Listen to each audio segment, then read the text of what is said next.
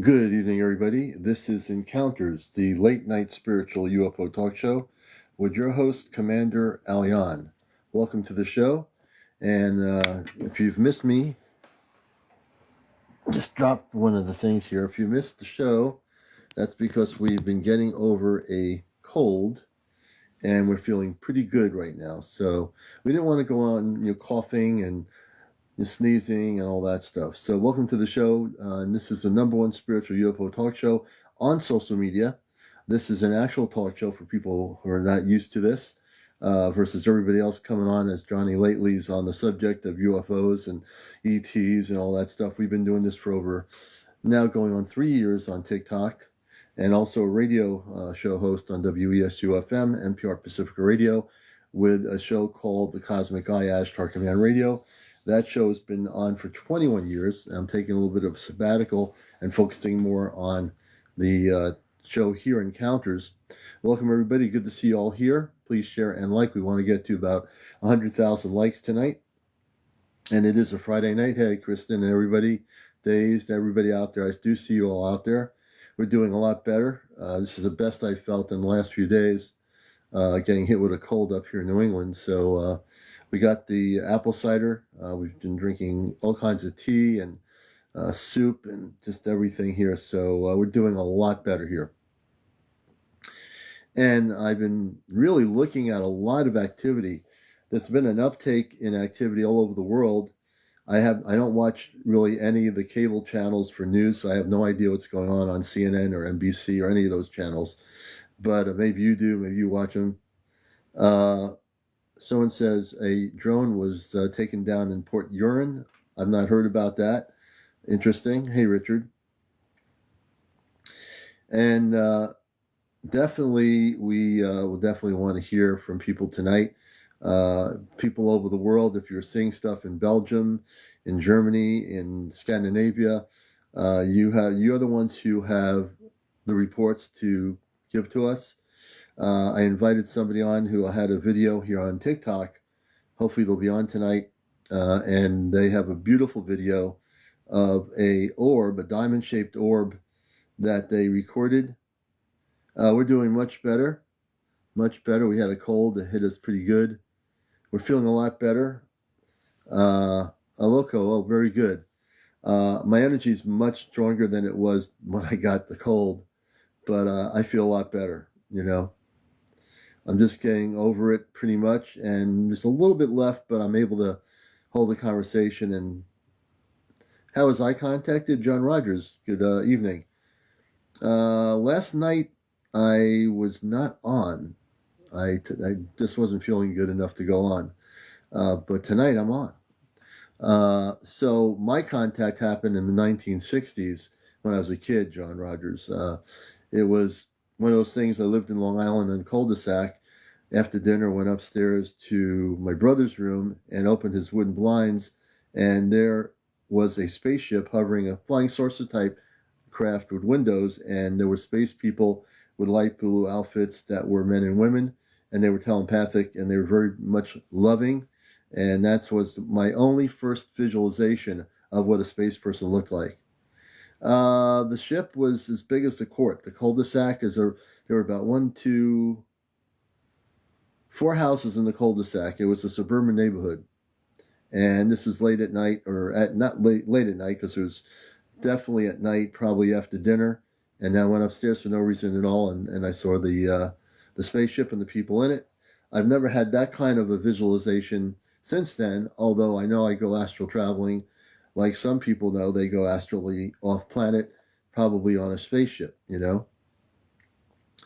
And I'm fully activated. I'm a contactee, but I'm also a person that has space family. Thank you, Kurt Allen. I have space family that are watching the show here from a spaceship. So it's myself and also my friend, Friends with Fairies 1111, when she's live. The space people have a monitoring system. They can monitor her live. They monitor when we're live. They monitor through their visualization screens on the ship. There's a center, a white room. It's a big room, and that's where the intergalactic monitoring happens. And so they're watching right now as people are coming in here, they can see everybody and everything that's going on the show here. I wasn't captured at all. No, there's no capturing. I went upstairs to my brother's room and just was basically seeing a spaceship with men and women in it. I don't know if I ever went on the ship that I was looking at. It's possible that I don't remember anything like that, but this is all loving human type people that are probably between 7.5, 8 feet tall or 8.5 tall. These are the positive space people. So I was never captured. There was no such thing as being captured. You would consider the terminology as a contactee. So I was like, a contactee is a more positive aspect of communications. An abductee is someone who's taken against their free will, and a contactee is the complete opposite. Just so you know what the definitions are. I appreciate the question. Greetings, JS Sparko, and everybody else coming in here. So we're going to have quite a night tonight, and I'll be showing hopefully some videos here. And please take a video of blurry Bigfoot, or at least aim at the sky and take a blurry UFO photo. I take it DBT. DBT, have you ever videotaped a UFO object? Just curious, since you're talking about blurry photos. There's a lot of videos that are very clear that people are posting now, extremely clear videos that are not blurry. And again, but if a craft, let's say an extraterrestrial craft, is over your house and you're trying to videotape it, you might get a clear video if you have a good camera, or the effects of the spaceship will probably affect the electronics of your camera. And that has happened in every single time in the current history of our ability to have cameras and film and all that stuff. People have gotten videotapes. Before the internet, people have filmed objects as best they can, and the vibrational energies from these spaceships will affect the actual camera, the cell phone, whatever you've got. It will definitely affect it. So my question is to you, have you ever recorded actual non-terrestrial or UAP or UFO footage since you're talking about blurry? Just curious. Yes, it did not record when I got recording. Maya, Amore, you're right, exactly, because the spaceship will affect the dynamics of your equipment, and therefore, even at times, sometimes people won't get a good recording or no recording at all because of that, you know? So we're going to be on here for a while, and hopefully we'll get a lot of people in here. I know it's been a good couple of days on and off here. So welcome to, I'm 6'7", 300 pounds, and I truly had a Bigfoot encounter, and it was much larger than I. Interesting. Interesting. Very, very interesting. Did you get to record the encounter, I think DBT? Did you get to record the Bigfoot? I know I have friends, I have people on here who have pictures of stuff they've captured with the Bigfoot on their property, so very interesting. Thoughts on the thing in the trees? April, a copper box will save your electronics from an EMP, a cover box. Johnny Dill, thank you for that information for everybody. Your team has, okay, let's see here. Yeah, I'd like to hear that story.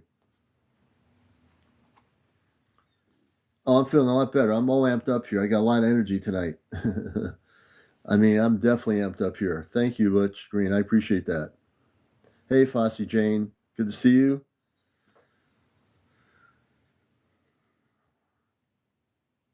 I don't think I have implant. Angela S. Yeah, okay. Hey, Angela, good to see you. Excuse me. Hey, Green. Oh, I'm going to bring Green Time Machine up here. That's my first guest. Green Time Machine and I have communicated. So we're going to bring this, and I'm going to actually narrate this. And again, this is for educational purposes only. My cat here, she is Miss Missy. You want to go on camera? You want to go on camera? Okay, so let me get here. There's a video that I feel is really amazing. Let's see here.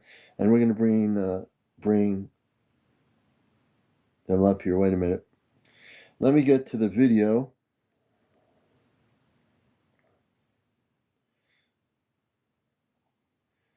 And I'm going to, here it is. there's a video here that you need to see, and we're going to put them on with us on the show. Let me go backwards here. And let me go to, well, here's a clear picture of it. Let me see, I'll show you this picture here. Let's see this one here. This is from December 25th. So we're gonna be able to show you this here. We're gonna be bringing them up in a second. You're watching Encounters, and this is a great shot of this object. I'm just trying to see which one I want to use here.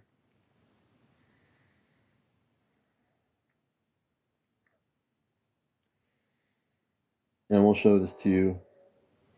So this object was seen December the 9th and December 25th. They've been documenting this, and we're going to put it on. Okay, let's put this down here. So we're going to bring Green Machine up here right now. You're watching Encounters. Green Machine is going to be our first guest. And Green Machine, just go into the multi-guest. Let's see if everything's all set here. Okay. Hello, good evening. Hi there, how's it going? Good, your videos are incredible. I've been really looking at them. Can you come on camera? Do you know how to turn the camera on? Yeah, I would rather not if that's okay. All right, we can stay with that. So tell everybody a little bit about your background, where you're located, because you've been documenting things continuously, and especially what I call the diamond-shaped object. Tell us a little bit about yourself, where you are, and what's been happening. Well, I'm in central New Jersey, and the reason why I'm on TikTok is because I'm an indie artist. I create my own music, and I've always had a fascination for sci-fi stuff and incorporate some of it into my music. And over the past few weeks, there's just been some crazy stuff going on in the skies that I've just started recording, and it's kind of hard to believe. You hear stuff on the news, but there's so much speculation about what's really going on. But I don't want to make assumptions about anything. I just, like you said earlier, just about documenting stuff and kind of observing and making your own observations about what you're seeing. Right, right. And you have actually, I've been in the field for a lot of years, so I looked at your video. I used to do TV for a while, and I know what to look for. We have a C5 contact with ETs or Dr. Stephen Greer apps that we use. So I'm very versed in this stuff for many years, and I've had my own experiences. So this is a great show because people here, a lot of them are having similar situations all over the world with orbs and everything going on right now. It's crazy. And yours video caught my attention as I was scanning on TikTok what is real and what's not real, what people are. There's some videos people have too much light coming on. They're on the highway, and you got the blinding light from the street lights, and you can't see the objects. And so I look at all that stuff. Yours was like so tuned in. You just did a fantastic job of recording and documenting. And so I think there's one of the videos here, and again, I'm going to say this is for entertainment purposes only, so TikTok doesn't get me in trouble here, because part of this show is to let people see the videos that people really do have that are real here. And when you see Yeah. this video, when I say it's a diamond-shaped type object in the way it came out in the video, it certainly is not a drone at all. I mean, I examined your video, I researched it, I know a lot about it. So you really picked up on something that was totally not of this earth, and that's pretty amazing. Yeah, I mean, I tried a few different things. I tried an iPhone, I tried an Android, and I really had the most success with using an older Sony Handycam that I had, and Hmm. that's the video that you're referring to. I thought it was pretty close, and a lot of people said that, oh, you doctored the video or something, and I mean, it was just as you No, saw, you didn't doctor anything. Those people that say that, they probably haven't seen anything, so they're out to just even if it's real, they're going to say you doctored this, it's swamp gas. It's anything but what it is. So my Right. show, we've established we're almost 3 years on here from NPR Radio, that I have a strong background as a talk show host in the subject. And this is really a clearinghouse for a lot of real stuff. And I am looking at everybody out there. And if I see it's real, I will contact them, whether it be mostly on here, I will contact them. And also in other areas, I get emails from people. So why don't we show them one of the videos right now? And I just want to inform the TikTok algorithm that what I'm about to show is real, and that I have my guest on who recorded it. And let's not have any TikTok problems here. So I'm going to flip the camera. And what you're going to see in a moment is this video.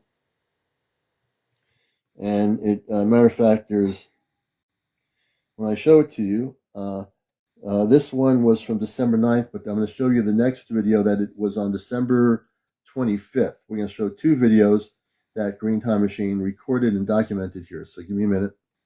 We turn the lights out. And of course, let's just hope this is for entertainment purposes only. And I'm going to do this here in a minute.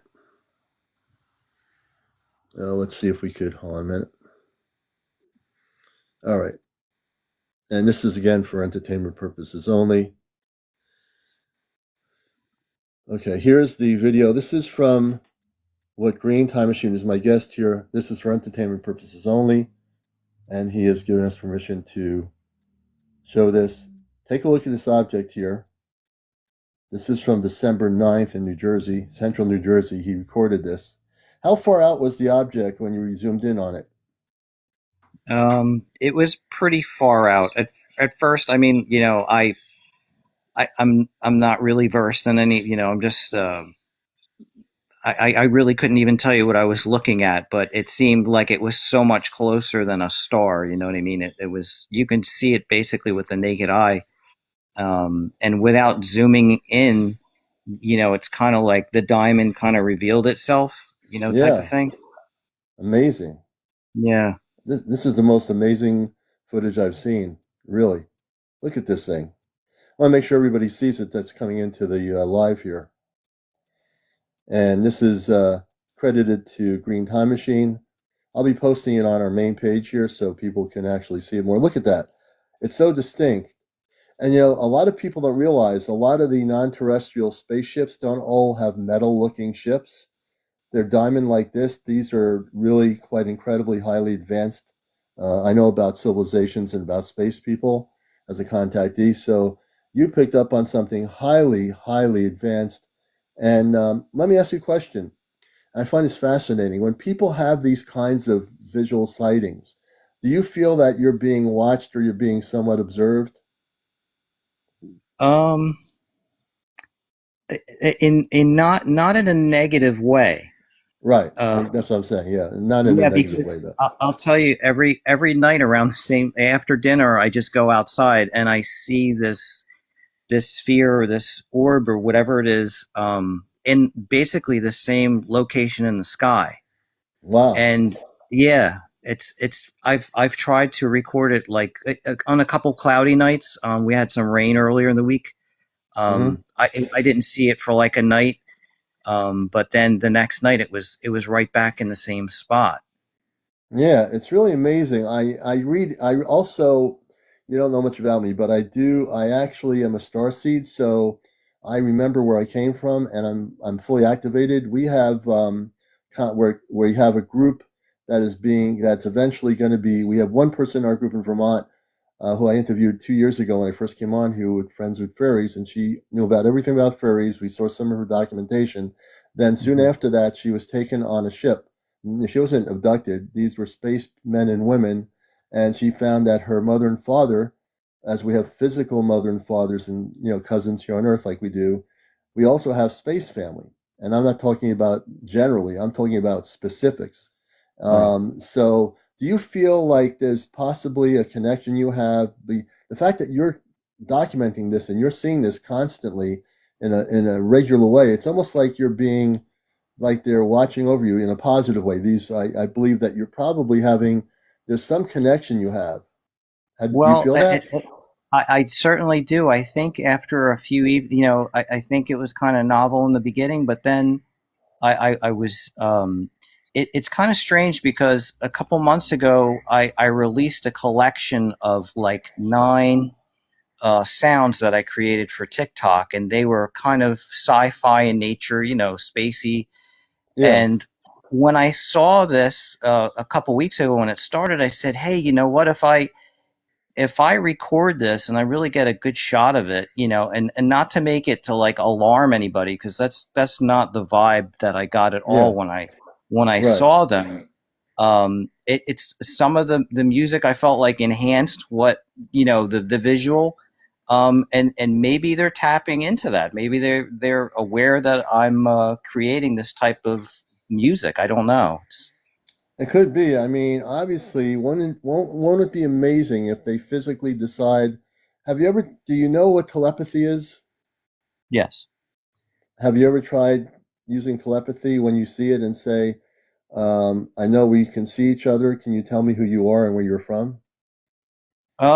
I kind of did ask, questions like that, and I mean, it could be a trick of the light, but it seemed like it was getting brighter at certain it's certain, like once for yes and twice for no or Yeah, something like that. I yeah, just, like I said, I it was a positive thing. I wasn't frightened or anything. Like, people get on the news and there's like yeah, an alien invasion or something like that, and I right. didn't get that at all. I don't get that at all. That's why when I looked at your videos quietly for a while, I spent a good amount of time on these videos, and I feel this is one of the most amazing videos that I've ever seen, and it's just incredible. Now, there are other videos here. Let me just go here for a minute. I'm just going to go back on my screen. There's another video here. Let's see. Um, Here's another video of the thing. This is also I can't make it. Well, I can make it bigger. This here shows December 25th. The other one I just showed you was December 9th. This is the 25th of December. Look at this, everybody.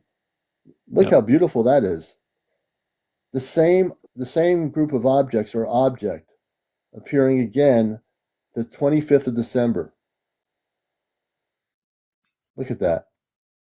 And it was in the same location in the sky. It was in the same location. Yep, as the previous video that you showed. Yep. Oh wow, look at that. Hmm. You know, it's very amazing, and it's worthy of one of the main things all over the world. This is the most clearest documentation of a diamond-shaped spaceship. And when I say spaceship, because I have background in the information in what I'm talking about, not every spaceship has to be a physical metal spaceship or a flying saucer spaceship that's made out of some sort of metal material. They can be just like this. And who knows what the inside of this specific craft looks like, but it is definitely a spaceship, which is diamond shaped. This would be more what I would consider a very higher frequency vibrational craft that you've been recording, and I really appreciate you being here. Thanks for having me on. I really appreciate it.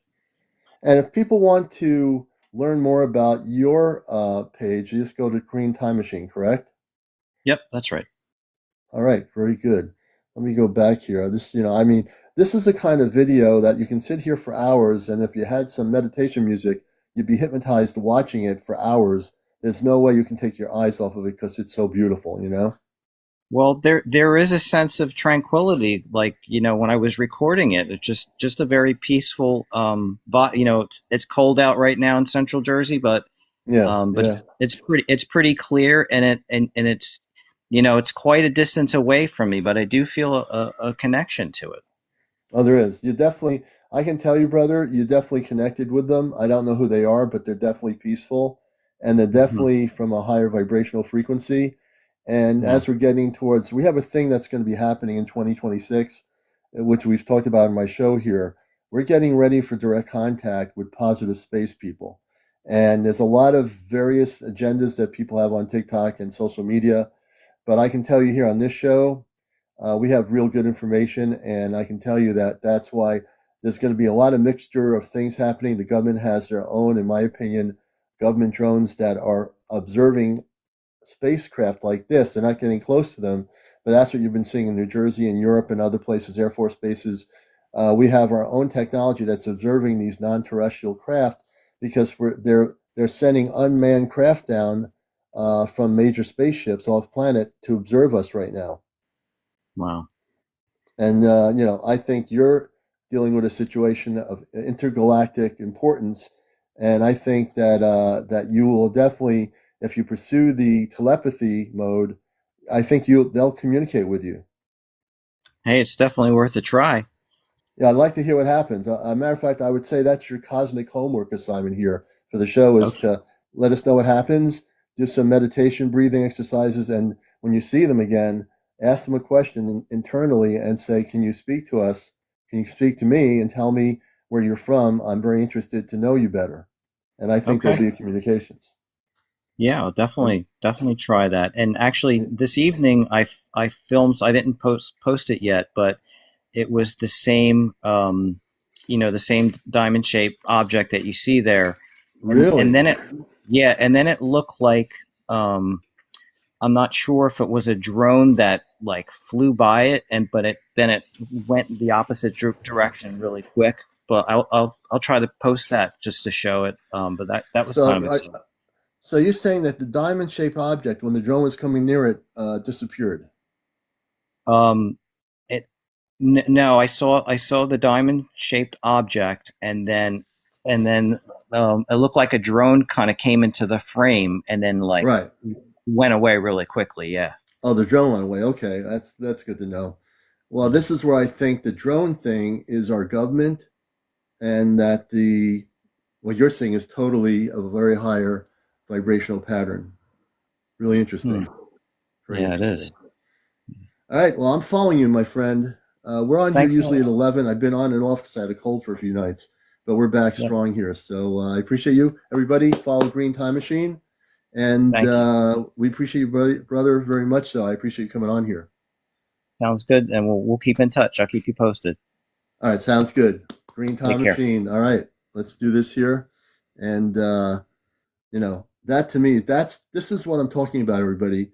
That I've come to the conclusion from having a cold the last few days and looking at a lot of video footage that there. Thank you for the gifts, everybody.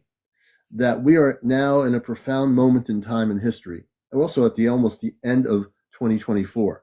And this year has been, hey, Yaya Spirit, good to see you, sister. This is just amazing. There's so much video footage here.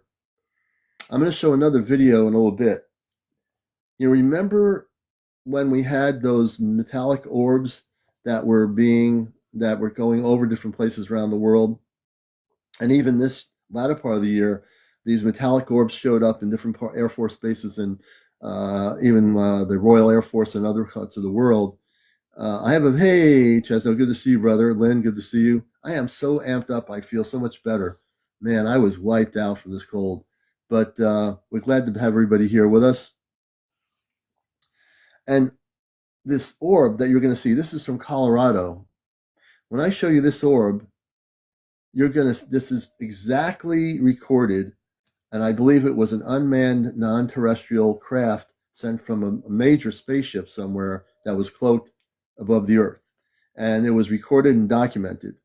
And when I show you this video, and I think it's really important not just to talk about these things, but I look at videos really carefully. I know it's a CGI video. I know it's an AI video.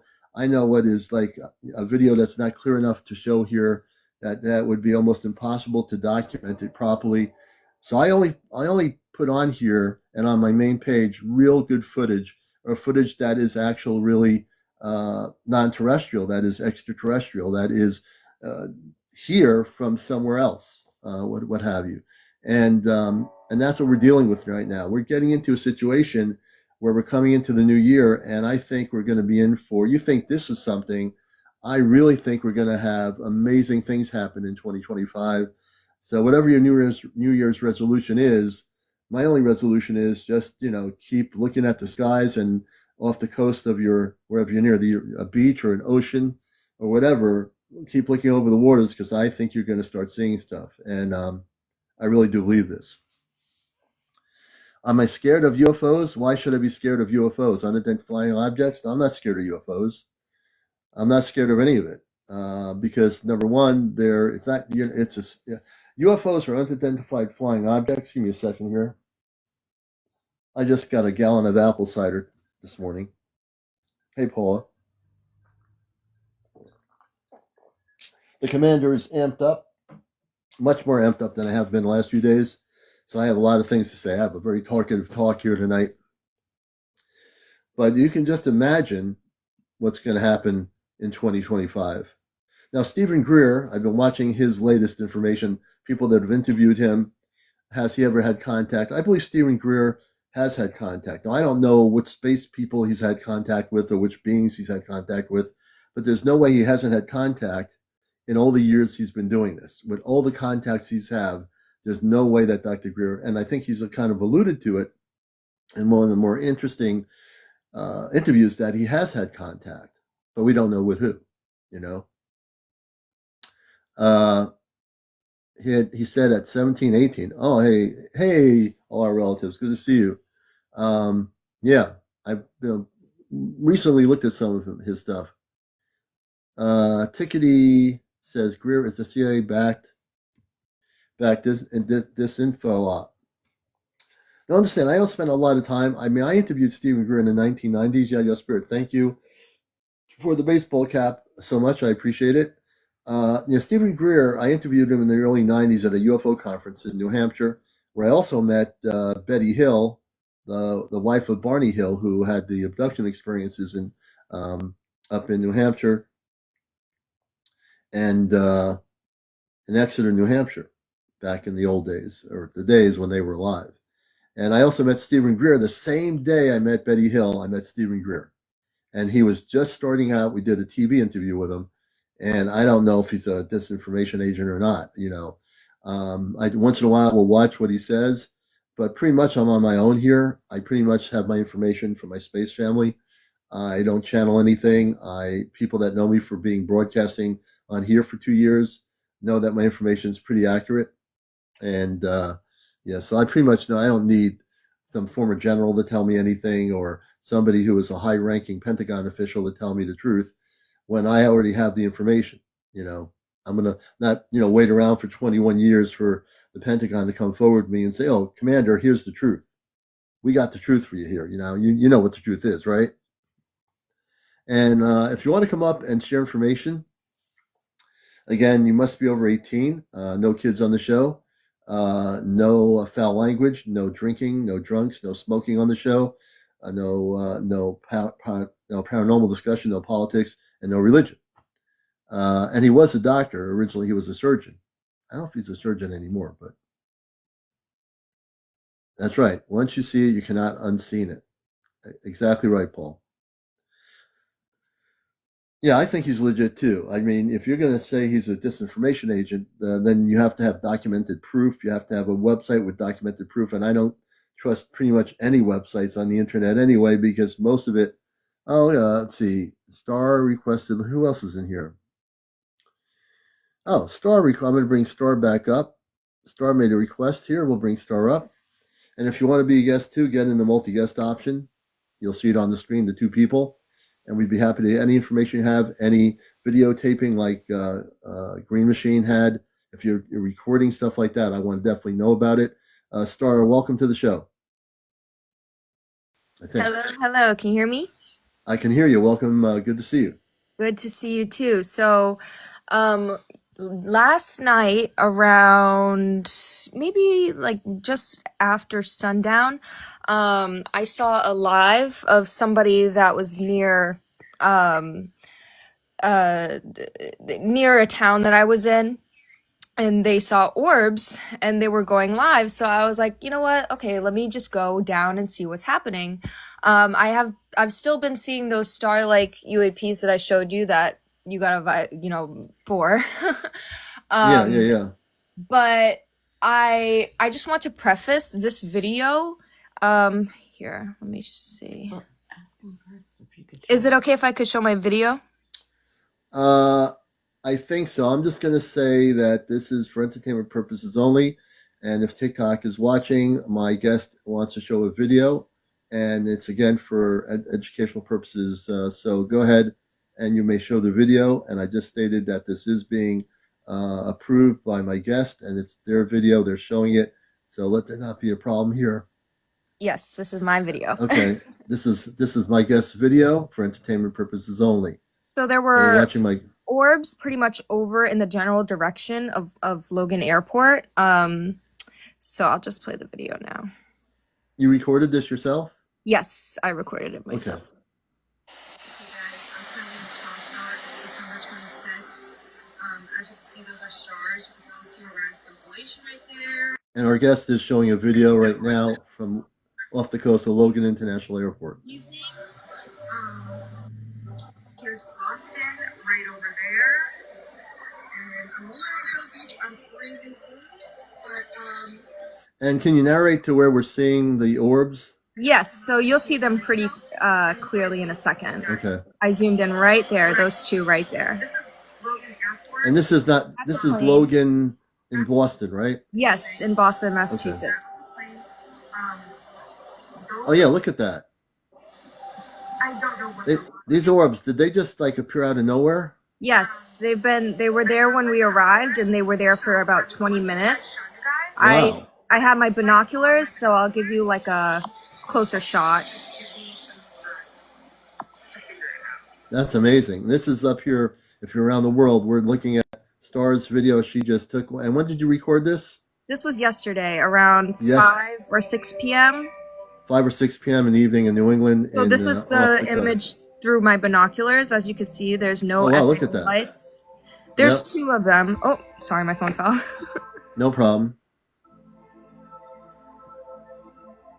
Look at that. And you can see it moving. Yep. And there's So another there's one. two. You zoom. Yep, that's There's another two of one. them. Here, I could try to zoom in. Yeah. Yeah, but no FA. Let me rewind it a little bit. I would just turn the volume down on the phone. That's all. Okay. Okay, there you go. So that's one there. There was two of them. Yep. How far away were these objects from each other? Oh, this was across. I don't know how far they were across from each other, but that is a tower at Logan Airport. So as you can see, they're right above this tower, and they look like flaming balls of light. Wow. There were no FAA lights on that I could see. Yeah. Rewind it one more time. Especially the one And on the right. Go ahead. This one is extremely bright. And this one is bright too, but these weren't moving for the 20 minutes that I was there. That's the end of the video. Originally, Star, there were 3 of these in the film that In you the recorded, beginning, correct? What happened to the third one? So one of them were planes. I'm not one was plane. Okay. sure what happened to like this right there. one. Yeah, I'm not sure what happened to that one, but I know that one is a plane That's a plane. Okay. taking off from the airport. And the other 3 were. I wonder if the air pilots saw these too, coming from Logan. So where this tower is kind of towards the end of the landing strip. Right. Okay. And the planes were coming in from the opposite direction. Yeah. But I don't know. I have no idea what this third one is. It just kept popping in and out. But these two were stationary for about 20 to 25 minutes. Yeah. So the person is saying, Brother Love saying, are we under attack? No, we're not under attack. The space people that are coming here and they're sending these large, some of these objects might be big enough to have some space people in them. Some of them might be sent from other ships that are observing different parts of the world right now before we have contact. So no, we're not under attack by space people. Don't believe any of that stuff, the fear-based stuff. There's not happening. What's happening is we're getting ready to have major contact from space people from all over the universe and also from in our oceans. There's no attack happening. So whatever you're hearing or whatever fears you have, let go of them. There's not going to be any attack on our planet. And a lot of that sci-fi stuff is very, detrimental in, in mentally getting people to think that when in fact it's not even happening. Yep. And we also actually, so I just checked the timestamp. This happened at 5:21 p.m. yesterday. Right. And we actually went back, me and my mom went back today to the same exact spot, and those orbs were not there. Wow. Yeah, and also you could see they did not have FAA lights through the binoculars. But I did see some planes come in at that direction, but they still had the FAA lights on the sides, like when Yeah. So you you, looked at them through the binoculars. right. So You can see the FAA lights. Yeah. yeah, yep. And these craft here, just to let people know what she was showing, she's documented it. She also knows what the FAA lights are on a commercial airline jet versus these three objects, which had nothing like that. These were solid, radiant objects, correct? Yeah, they were changing color, but they looked mainly orange, which I know was what pretty much everybody's been reporting is these orange orbs. But the one specifically on the right, it kind of looked like what you look like through like a telescope, like a star. If you look through Yeah. a telescope and see a star, but I mean, obviously that wasn't a star, so Right. yeah. And if you had to gauge how high up they were from the ground level, they were pretty high up. I mean, they were low enough that, again, I would have to gauge Logan International Airport, three non-terrestrial craft above there. I can't imagine that the control center at the airport at Logan and some of the airline jets did not see these objects. Yeah, and where they were placed was like not in the way, so like the airport could still operate. Yeah. But they're very, very visible. And one of them, the one to the right, ended up disappearing after a while. And Okay. then I got too cold, so I ended up leaving. But the one on the left was still there even as we were pulling off and driving away. Wow. So do you feel when you're recording this, and I don't know how many other people there could have been other people in that whole region that were seeing these and recording them that we don't know about, but do you feel like it was like you were meant to see these? Um, Or yeah, do you I think it do was just by actually, chance? yeah. Yeah. Because I haven't seen these types of orbs before. Like I know we've talked about what I've like shown you on the Yeah. show before, Yeah. but I haven't really seen orbs like that Yeah. in person Mm. yet. So maybe it was. And I haven't. We like I said, we went back today. I even took some footage, and the planes were coming in at a completely different way than they were coming in yesterday. I know they have to follow a strict formation. Yeah. So yeah, I have no idea what that is. Well, I want to thank you, Star, for coming up here. And again, it's really amazing. Hey, hello there, Green Eyes. Welcome. And again, it's getting so crazy out there. There's tons of video I'm seeing. I have videos here that I want to show a few more later tonight. There's tons of good video now. People recording all over the world, Belgium and Germany. And a little bit, I'll be showing something that came out of Belgium and also one from Germany. So it's not just in the United States, everybody. There's amped up activity happening right now as we speak all over the world, everywhere. And this show is really a clearinghouse for people to come forward. We want on this talk show here people to share what's going on. And we don't want to just have a discussion about, oh, do you think UFOs are real? No, we're beyond the UFOs are real here. That's why I'm doing this show. We're here to get documentation, as Green Machine did earlier. What Star just showed us. This is the kind of stuff. This is disclosure. This is what is making a difference. You're not going to find the Pentagon doing any of this. There's not going to be any Armageddon. That's just a bunch of fear-based stuff. Do not believe in it. It's not happening. So there are people that are promoting that on YouTube and other methods of social media. Don't fall for any of that stuff. It's not going to happen. Just won't.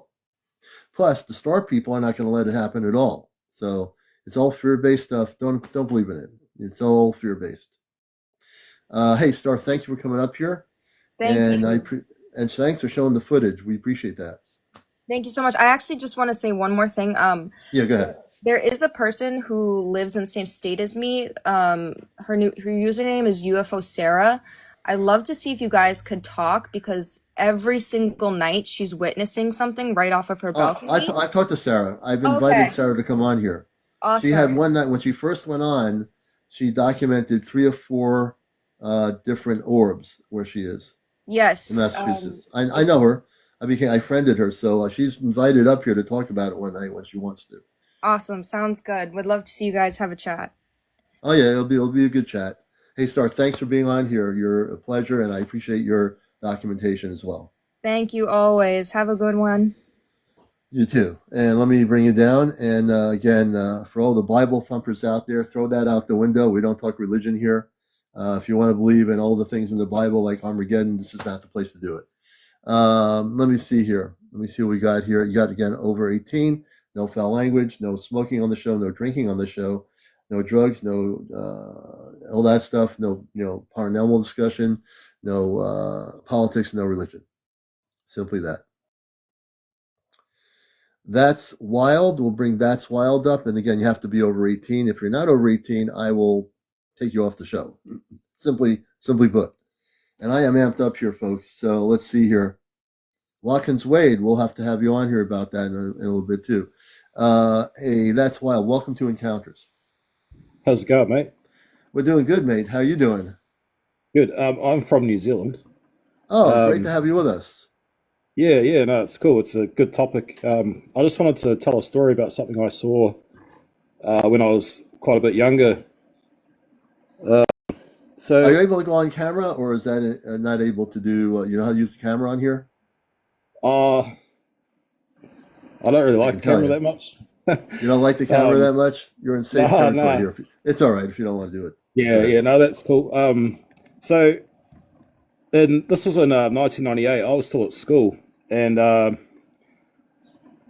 at school I was doing it would be what we call year 12. So, year 12 sort of thing. And I was doing geography, and we went on a school trip, sort of up in the valley, about an hour away from where school was, pretty much. And the reason we went there is we went to look at caves, at like underwater caves and things like that, because you're doing geography and things like that. So anyway, that night we stayed at the campground, uh, probably about 10 minutes walk from this place where we went, in the daytime to see the caves.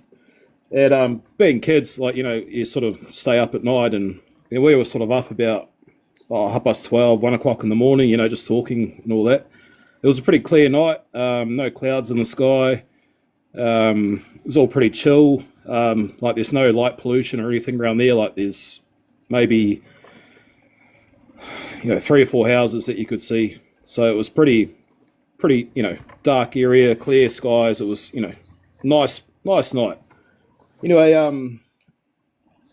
not not long. I can't remember exactly the time, but it was pretty late, and we were all sitting there, and all of a sudden, one of the other kids in the class is like, "What's that?" and pointed up at the sky, and there's these lights up in the sky, and it was really strange because it was sort of flying in a from the southeast to a northwest direction, and you could clearly see there was something there, and it sort of flew over, almost directly over top of us, and it was 13 lights, and it was in a grid formation. So there was like four lights across by three, and then there was one at the front. And I can see it now in my head clear as when it happened. Like I've remembered this whole time. I'll never forget it. It freaked me out. It freaked everyone else out that was there. Like, because it was strange, all right. It was a very dark object. We couldn't see it. I mean, the lights were reasonably bright, and you couldn't really see it. But as it moved over top of us, it sort of, you could tell it was a solid object because it blacked out the stars and that behind, above it. Yeah. And it moved over top of us, and I can't say how high it was, but thinking back now, it would have had to been at least, I don't know, 7, 8, 9, 10,000 feet sort of thing. It was quite large. Like I'd estimate it was probably the size of half a football field, to be honest. Yeah. And like I grew up on an Air Force base, a place called Ohakea in the Rangitikei area in New Zealand. So I knew what planes are, and we had fighter jets, cargo planes, that sort of thing. This wasn't a plane like as I said, I can see it clearly in my mind as it happened yesterday. So I don't know what that was. But yeah, it certainly freaked us out. And I talked to a couple of people from school about a year or so ago through Facebook, and I said, "Oh, do you remember what happened?" And yeah, they remembered it too, and pretty much said the same thing I said, how it just moved across and then just disappeared over the hill, kind of thing. Yeah. But yeah, I mean, apart from that, I haven't really seen too much else over the years. Obviously, the stuff on social media, but for me, I want to see it in person. You know. Well, with all this stuff going on all over the world, and I'm sure there are people in New Zealand who are seeing these orbs and everything. You just haven't seen one yet yourself, which I understand. But have you had any reports over in New Zealand about what's going on? I know here in New England and all over the world, England and Netherlands and other places, people are seeing now orbs that are appearing, different types of orb objects. And these other things, these drones that have appeared, seem to be, whenever there's these orbs around, these drones, or what they call drones, or as big as a car or an SUV, are monitoring them or going near them. And that's been videotaped. So has there been any activity like that happening in your country? Not as yet, but I've seen people posting videos, and I think what all they're doing is maybe zooming up on a star, and it kind of looks like funny colors. Do you get what I mean? Yeah. If you've seen that. They don't know what they're they might not know what they're looking at too. Yeah, that's right. And like if I see something and it's weird, like because where I sort of work, I start early in the morning, and when the before the sun comes up, I'm outside, and sometimes I see weird things, and I think, oh, I'll check flight radar or have a look on the satellite tracker. But I mean, most of the time it's either a plane or it's a satellite, or but sometimes you see some weird thing and you think, oh, you sort of second guess it, but. Right. Nothing like what you guys are having over there. It's crazy over here. It really is crazy. I gotta tell you. Yeah, I mean, we have historical documented cases here in New Zealand. The Kaikoura Lights is one of them. Mm-hmm. People can Google that, and there's photos and everything on like heaps of people saw it. All these lights off the coast, like I presume they kind of look like orbs, I guess. But yeah, I mean, apart from what I saw is certainly, as I said, pretty out there, and I'm sure other people have seen similar things. But yeah, I mean, I don't know if maybe we're just kind of out of the way in a way at the moment, where they're sort of focusing on other places. You won't be out. You're not going to be out of the way too much longer, my friend. I will guarantee you, New Zealand and the other countries in the area, you'll be having stuff happen next year, and when it does, it's going to hit pretty good. Yeah, I just hope that they can actually, instead of telling us it's this and that, just be honest about what it is, like, or is it going to upset their system too much? Well, you know what? I tell people on my show is because I'm a contactee, meaning that I've had contact with when I was a kid, men and women on a spaceship that I don't really remember going on the ship, but I went upstairs. My brother and my mother and father were downstairs after dinner, and I just went upstairs, went into my brother's room for no reason. And it was nighttime, and there was this radiant light around the ship, saucer-shaped craft, and I saw men and women that were tall, and what appeared to be, there could be sons or daughters of the space people, and they were very loving and telepathic. So I've had a lot of experience now. I had a regular human life like everybody else, but I'm also a starseed, so I'm a contactee, and I'm a talk show host on radio for 20 years in the United States on an NPR Pacific station, and I've done some TV.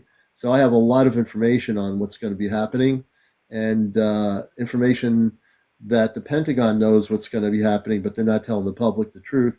So people in their own countries, but New Zealand, Australia, Canada, don't depend on your governments to tell you what's going to happen, because the only way they're going to tell you is when it starts happening and say, we would tell you know all along that there was these big spaceships coming down and coming out of the water, out of the oceans, but we didn't want to tell you anything because we didn't think you were ready to hear it. But in fact, the matter is, I would say it's all good. There's going to be a lot of, in social media, there are people creating things that are fear-based on video, on websites. Do not believe any of that stuff, because it's either, in my opinion, government operatives that are throwing stuff in here, coming into live chats or broadcasts and want people to be afraid. So don't be afraid, because there's nothing to be afraid of. What are you afraid of? Yeah, that's right. Yeah. The truth is, since when have the space people attacked Earth when have the space people taken over our planet. And if you and the space people above all people from other worlds, they're here to help us. They're not here to take over our planet. But there are people on our planet that are creating all these lies, in my opinion, through websites, through video, fear-based video, and they're very creative people that want you to think, and there are religious people that are creating videos and saying, watch out for the negative ETs, they're coming to take over Earth. I'm telling you folks, do not believe any of it. And I'll keep harping on that until I keep Yeah. getting it to everybody out there. I mean, the way I sort of think is if they can come across the universe or wherever in a spaceship or whatever, I'm sure they'd have no problems wiping us out. Yeah, and then the fact is, that's exactly right. They're not wiping us out because these people come in very high frequencies of spirituality, of peace, of love. They're here to, to be with us, to connect with us. We are connected to them. We've forgotten that we are connected.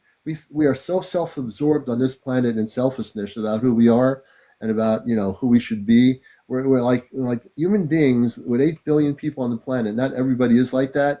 But a large portion of our society is all about themselves. It's all about how much money they make, who has the biggest car garages, who has the biggest mansion, who has the most money, who's the most successful. And success on earth is based on materialism. It's based on how much money one has. It's based on how much power one has. It's based on how much ego an earth person has. And what I'm here to tell you as a person that's a star seed that comes and fully conscious that I come from off planet, and I originally came from Mars, which is a planet of 10 to 15 million inhabitants, I'm fully activated. I don't need to go to websites or listen to fear-based people tell me something or give me a lecture because I'm trying to counter that with the truth here. And that's why we interview people. That's why we're showing real footage. I can show those drone footages of, these so-called drones all over the world. Who wants, that's shown everywhere. What I'm looking at is the non-terrestrial craft that are now appearing all over the world, the orbs, the things that I've shown earlier, and some of the video I'm going to show tonight. That is definitely non-terrestrial activity, and that's going to increase on our planet, folks. And people need to be aware of it. 450 people on here. Make sure you get your phones charged up. Make sure you get your cameras ready, and be observant. And go out there.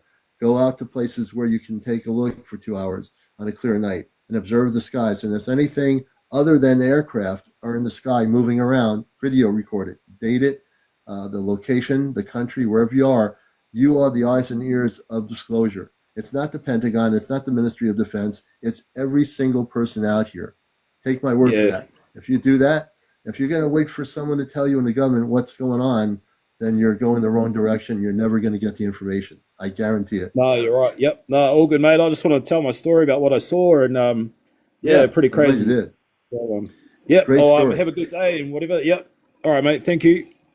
All right, mate. Good to have you with us here out there in New you Zealand. Too. Cheers, mate. And then cheers. And we're on at 11 o'clock Eastern in the United States. I don't know what time it is in New Zealand right now, but yeah. It's 6 p.m. on Saturday. 6 p.m. on a Saturday. It's 11:58 p.m., almost midnight here in the United States where I am. So there you go. All right. Awesome. Okay, buddy. Okay. All right, mate. Cheers. Cheers. See ya. There you go. And let's see here. Let's see what we got going here. All righty. We're going to bring Kimber up and then Chris, our archaeologist, I'm Chris. I'm calling you an international. You know what? I must be having a perception, Chris. I think you're going to be an international galactic archaeologist. I'm going to bring Kimber up first, then Chris. And if you wish to be on the show and you have footage of things that you're recording out there around the world, you just have to go on the multi-guest option. You have to be over 18 for sure. And, if you're documenting things, this is where we want to know what's happening here on this show. So please feel free to be on the guest list and we'll get to you. So Kimber's our next guest. And this is Encounters, the Late Night Spiritual UFO Talk Show. And Kimber, welcome to the show. Thank you so much, Commander. How are you this evening? We're doing good. Now, could you come on camera? Yeah, let me turn a light on here. Okay, good. At least somebody can. We had one of our, let's see here. Just give me 1 second. And Kimber is our next guest here. This is Encounters. And if you're wondering where I've been, folks, again, I had a really good cold that knocked me right out. And that's why I've been on a few nights. So, hey, Kimber, good to see you. Good to see you. And so what would you like to share with everybody around the world tonight? Well, I'll start with this. And last night, I was watching, just fingering through, TikTok, and whatever comes up, and mostly orb stuff and all that. So I decided to lay down and take a little nap and just leave my phone on. And I dozed off for about an hour. And I woke up, and as I was coming out of my bedroom, I was coming down the hallway, and as soon as the hall ended, I caught an orb out of the corner of my eye. And I did my head like that. And it was, probably about the size of my pinky nail. And I just turned my head and I looked for it and I couldn't find it. It was just the oddest thing. But I've had a lot of experiences with seeing things. Um, I've had an experience of birds that I literally was able to video record after a long time of trying to videotape what I was seeing, and I couldn't understand, and now I do understand some things. Hmm. But I do have a video of a bird disappearing in the air. Really, that's interesting. Yes, I do. Now, Um, when the bird disappeared, now was this is during the day, correct? Correct. So, what time of the day was it? This is interesting. So, I the see this bird, all the time, though. This is a weekly thing for me now since uh, 2022. now the bird disappearing, is it on a tree, sitting on a branch? No, What's going on with the flying. bird? It's flying in the air. The closest one, I have butterflies, birds, and whatnot.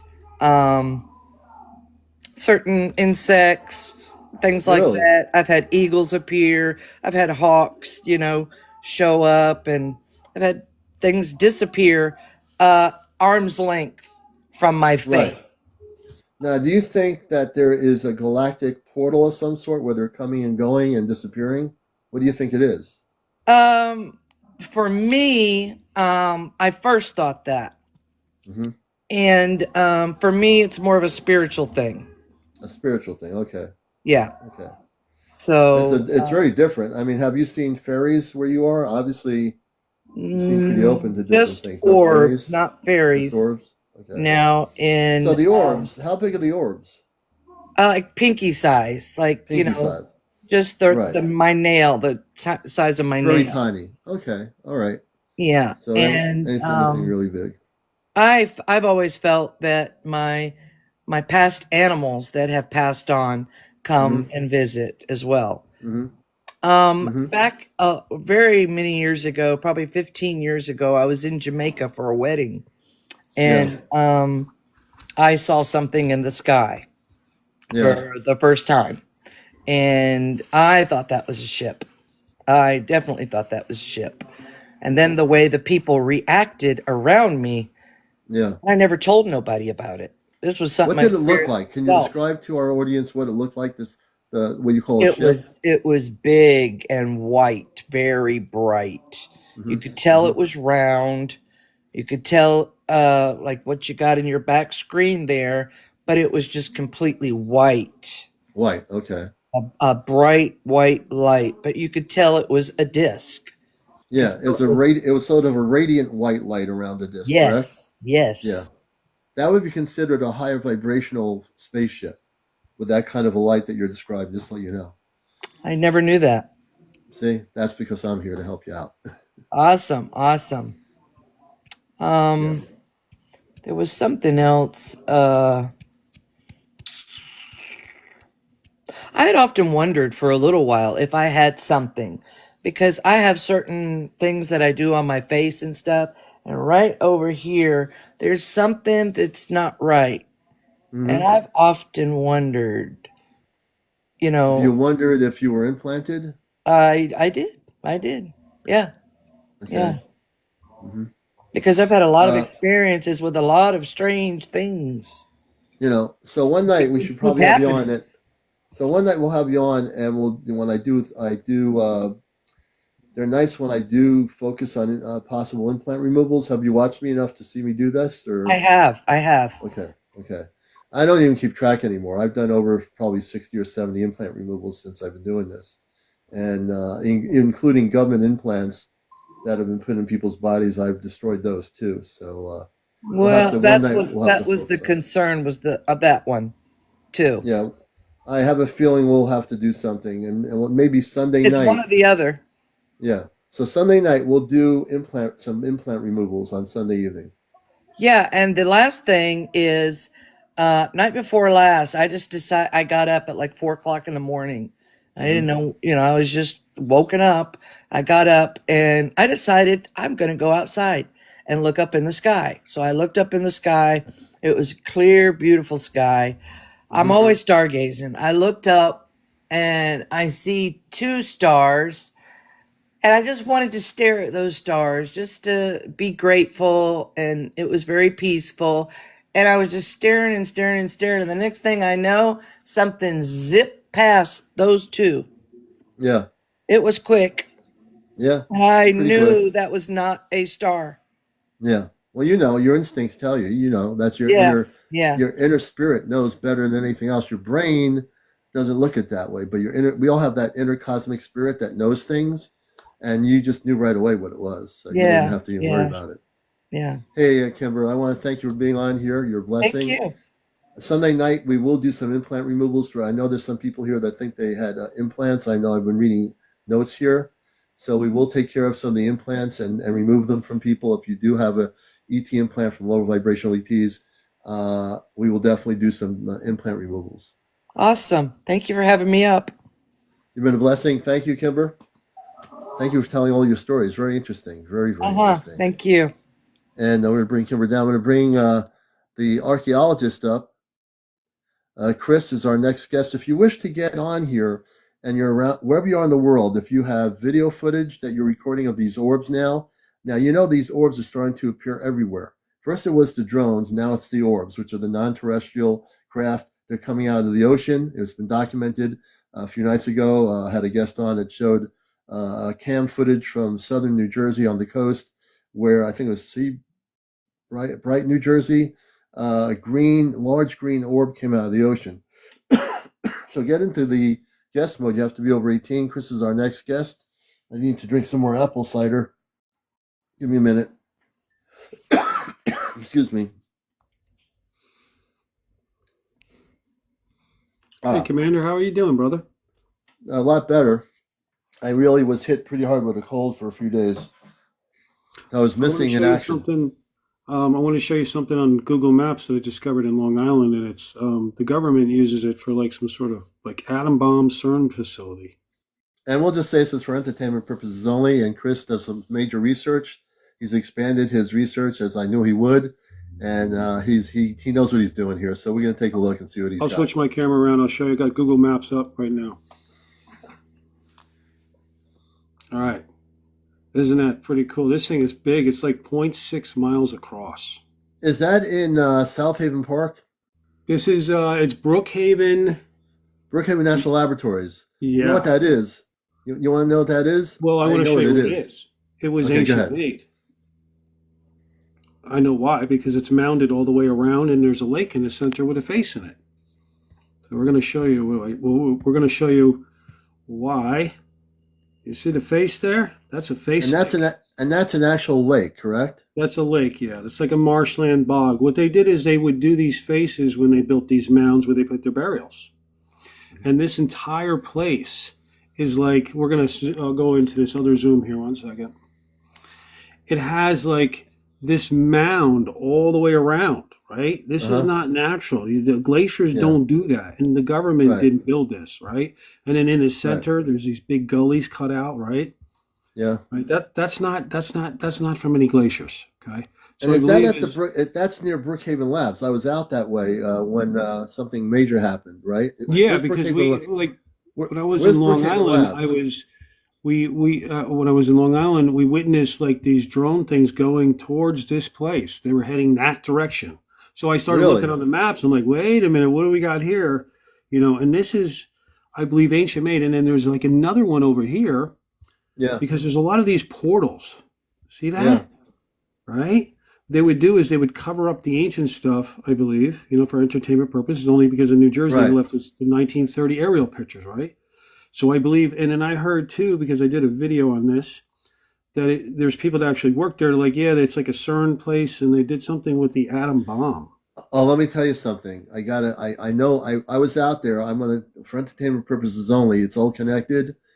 When the Long Island UFO Network I was doing a show on Cablevision in Long Island, everybody, and I did a UFO show. We filled in for some other person on Cablevision out in Eastern Long Island. We went out to Brookhaven. We went out not to Brookhaven. We went out to there's a state park out there next to Brookhaven Laboratories. On that site, there was, this is for entertainment purposes only, this is a true fact, and we'll get back to what you're saying because there's interconnections here. There was a large spaceship that was taken down by an accelerator beam. The accelerator beam was on Brookhaven National Laboratories base. When I called up Brookhaven National Laboratories, I talked to a woman who was the media director for the laboratory. We were doing the TV show, so I was doing investigative reporting. Okay? On that site, he's talking about the ancient stuff there because he's doing the research. On the site, there's a particle accelerator beam that was used. It sent the beam up. There was a large spaceship above South Haven Park, which is next to Brookhaven Laboratories. I'm telling you some information here for entertainment purposes only that nobody knows about. And you just made me think about it, Chris, when you're showing this. We'll get back to that. But in the base, they denied that they had this, but they do, a particle accelerator that exists. This particle accelerator isn't just being used for energy. They took down in early November of 1991, I might be getting my year wrong on this, a guy who was the head of Long Island UFO Network. We were out there with a group of people investigating adjacent to the laboratory. We found radiation suits.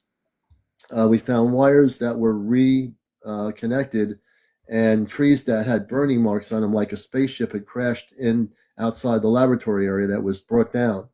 And then there's a video that you'll never see. I wish I had gotten the video.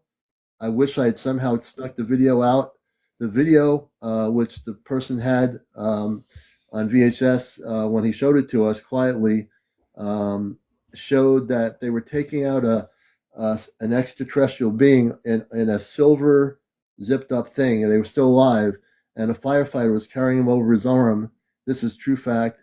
There was another space being, what looked like they were wearing some sort of a space suit that had been injured really bad from the crash, and the fire department was there. I'm sure they were kept in top secrecy about this, but I'm telling you the story for entertainment purposes only, as Chris had just activated my consciousness to remember this.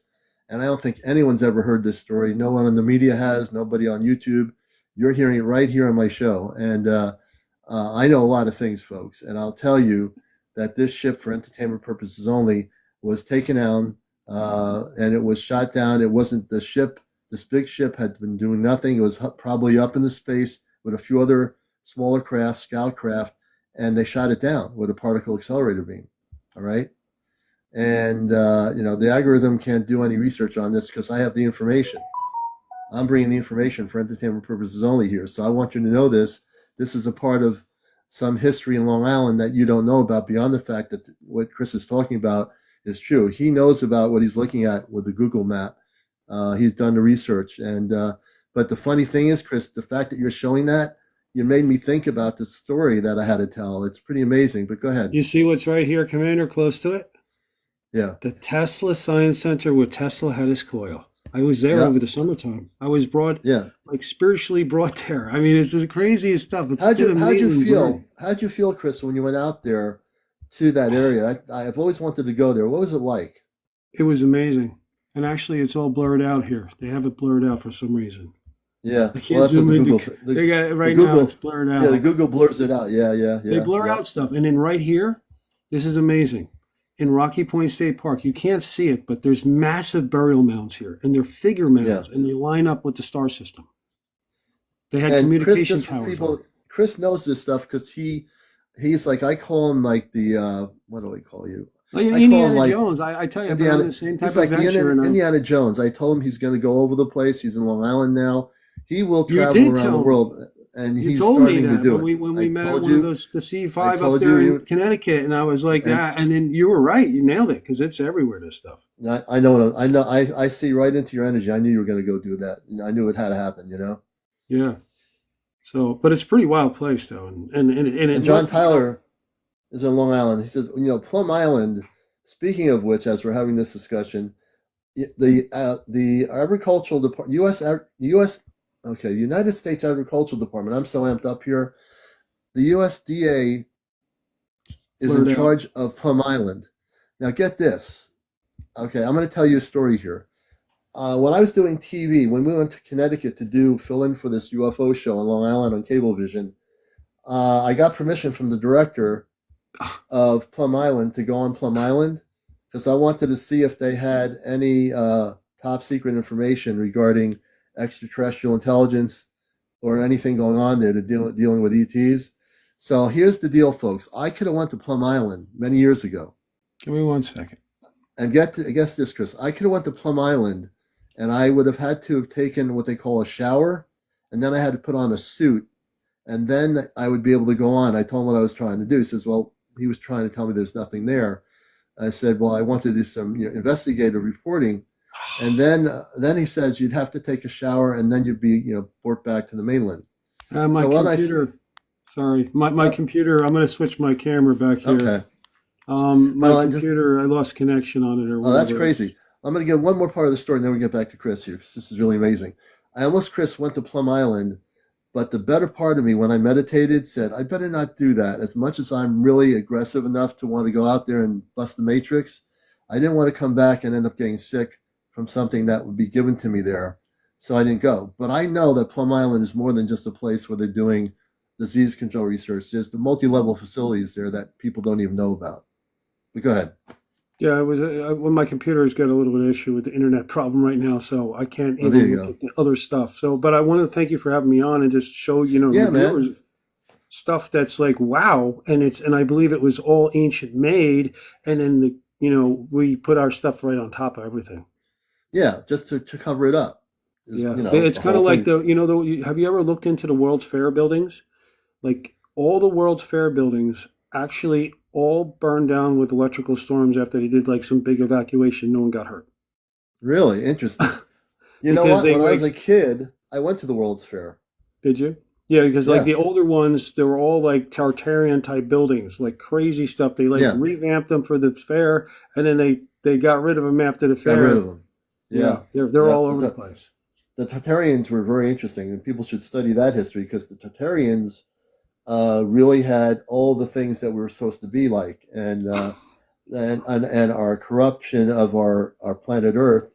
We decided to try to hide all that stuff from the public. So, hey, Chris, thanks for being here, man. I Thank appreciate you for it. having me on, and it was great seeing you. And I hope you had a wonderful Christmas and have a happy New Year coming up.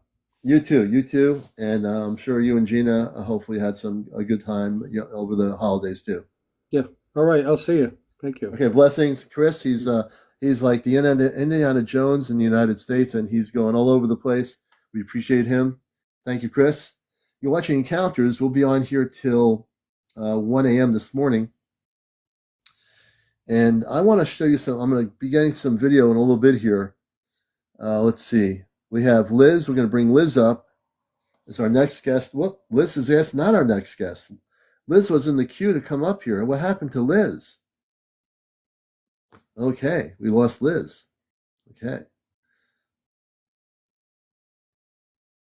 Thank you for all the gifts. I appreciate it. Let's see who's in the queue here now. You got to be over 18. Liz is back with us. Okay. And Liz is our next guest. If you can come on camera like Chris did, that'd be great. If you can't, I understand it. Liz, welcome to Encounters. Hey, can you hear me? I can hear you well. Are you able to come on camera like our last guest, or? Yeah, give me 1 second. Okay, no problem. And welcome everybody around the world to our show, the #1 spiritual UFO talk show on social media, where we're busting the matrix and telling you the truth about disclosure, getting video footage from all over the world, what's going on, and the whole bit. So we're going to wait for Liz to get on the camera on her end. And it's a Friday night here on Encounters. Okay, hey, how are you doing? Good. Did you get? Oh, there you are. There's Liz. Hey, look, you just had the camera on there. You just knocked it off. Oh, Press the save button. let me see. If you unlock the little line on the camera and then press, there you go. You're Okay, good. awesome. Hey, Hey, Liz, welcome to the show. And whereabouts are you on the planet? I am in Mississippi. Welcome, Mississippi, to the show. And tell us Yeah. what's happening out there. What you would like to share with us on encounters. So I don't have anything happening here, but 2 years ago I had an encounter, and I haven't had anything since, but I have a picture. Let me show you. I don't know how to flip my screen. Here we go. Um, I don't know if you can see. It's kind of blurry. Not yet, because the camera is off. Oh, there we go. There you go. Now we can see it. And this is for entertainment purposes only. This is Liz showing some information here on photographs. So I'll turn it over to you to narrate it. Okay, so 2 years ago, it was December. Let me zoom out so you can see them both. December 2022. I was in Knoxville, Tennessee, where I previously lived, visiting one of my best friends. And we were walking into a bar, like just a little dive bar, completely sober. We're just going to have a drink and some conversations. And we were having a really great night. And then as we were about to walk in the door, a UFO, like it would look like a flying saucer. I've been painting them ever since. But it looked very similar to that one. Had Oh, like a wow. red ray. You can kind of see the red light there, and the little white light surrounding it. But it was it kind of hovered over us, and it was a really weird feeling. It was almost like time just kind of stopped. I don't know. It's hard to explain. I've tried explaining it to people in the past, and I probably sound crazy to them unless you've like experienced something like this. But Yeah, I it's grabbed my interesting.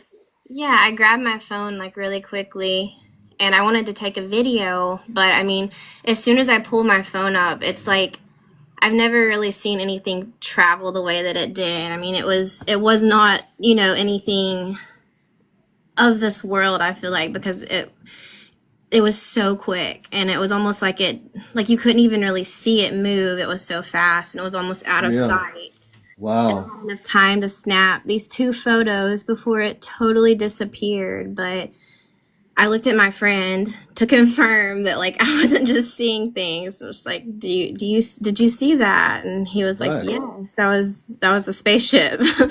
So That's pretty cool. And what year was that it was happened in exactly? 2022, December 2020. 2022. It's only a couple years ago. Not too far Yeah. away. So I don't know. I wish I would have got video footage, but um, it So just have you not have possible. you in your state, are you seeing these orbs that people are seeing all over the world yet? Not yet? No, and it's so frustrating because I had this encounter, and like ever since then, I've been dying to see more. So Yeah. like every time I go outside to let my dogs out, I'm like staring up at the sky and Your trying to paintings, by the way, experience. are incredibly beautiful. People Thank are you, complimenting you. Your paintings are amazing. I mean, so right on in terms of what thank you're you, doing thank as you an so artist. much. And my daughter's an artist. She does paintings too, so I can relate to when I see artwork like that. So spacey. I'm like very much wow. That's really cool. You Ever know. since I saw it, I just got super inspired to paint. Because I couldn't really explain it much more, so it's easier just to paint. Wow. Obviously, I add in my own aspects of it, but And that's a beautiful thing. It's your creative aspects of the art that are important when you do the paintings, because not everybody can do a painting of a spaceship like that and make it so beautiful where you can see the images of the craft and you have an imagination of what you can see there. So you're open to all these things. And I think pretty soon you'll have more experiences with these spaceships, I really, guaranteed. really hope so. I mean, it's literally one of the top, most amazing moments of my life. So Yeah, I'm yeah. Well, counting. keep on doing your artwork. I hope you'll watch our show regularly. I've been sick a little bit for the last few days with a cold, So I haven't been consistently on here, but tonight I've been really feeling good. So we're back on track here. And we're usually on 11 o'clock Eastern. Saturday night, we have a thing called Ashtar Command Night, where we talk about the space people, the good people who are like us, and about contact. And I'm part of a group of 5 that will be going off planet before the end of next year, and we'll be coming back, not just going off, but coming back in Earth time between an hour and 2 hours before direct contact happens. So you're going to learn about contact, which is going to happen in 2026. And the reason why you're seeing all these weird things now in the sky around the world, there's Earth-based things, which are our government, which are denying that they're looking and monitoring these non-terrestrial craft. But there's a lot of unmanned craft coming here from off planet that are getting and monitoring our planet right now before we have contact in the next 12 months. Oh, that's awesome. That's awesome. Ever since I saw the UFO, I've jumped down a rabbit hole. So I've read a lot about some of the things you're mentioning, and you get so much like controversial feedback from that stuff. Oh yeah, you do. But You know what? Hey, thank you, Chris. You I know, definitely yeah, this is a good place to be. This show is really popular. I've been on radio, on NPR Pacific Radio, for 21 years, out of the closet as a contactee. I'm a starseed, so I talk about coming off planet, and I'm fully conscious, and I work with the Ashtar people, which are the space beings, which I'm one of them, but I'm also a human being as well. So I don't go to websites for information. I try to push back on the fear-based content people are promoting on social media because it's not true, and I just want people to know the truth, you know? Yeah, that's awesome. That's awesome. I come on live to do my paintings, and I've had Oh, good. several people refer me to your show, so that's how I found my way here. Really great. Well, Yeah. I'm glad you're here. You know, and if you see anything, of course, if you ever want to share any space, paintings, you're absolutely welcome to do that here. You know, Awesome. Awesome. Yeah, I'll definitely stay in touch, and if I see anything, I will have my camera out this next time if I can get a you record. will. I guarantee you will next year see some stuff. Yeah, awesome. All right, Well, thank you everybody. so much Liz, for having me on. I appreciate it. we appreciate you. Your artwork is fantastic, and we're going to bring you down gently here off the ship. And that was Liz. Let's give her a round of applause, folks. And crazy freaking unidentified flying objects are not ours. There's no R's here. And Crazy Rican, I can tell you, being around since the 1960s, there are reverse engineered craft that are ours, like Area 51, S4, Wright-Patterson Air Force Base. I'm sure other countries, but no, they're not all ours. That would be almost egotistical to say that. There are non-terrestrial spacecraft that are not ours. They come from other planets. There are underwater USOs, underground sea objects that are not ours. They come from space cities in our oceans. There are intergalactic ships coming from all over the multiverse. So it'd be very kind of to believe that you'd have to be pretty non-open-minded, or what's the word I'm looking for? Pretty closed-minded if you think we are it and that we are creating all these things in the sky. You need to open your mind up more and get educated on the subject. Because if you believe they're all ours, that's misinformation. I don't know where you get that belief system from, but I'll bust your matrix on that because that's what I do here. So you can believe it, but it's not true. Let's see here. Quinner, the real deal, says, hi from Dublin Island. Good to see you here with us. And I am amped up tonight. So if you don't believe that there are space beings out there, I will bust your matrix. I haven't been this amped up because I've been so much with the cold, but now I am like so amped up. Watch out.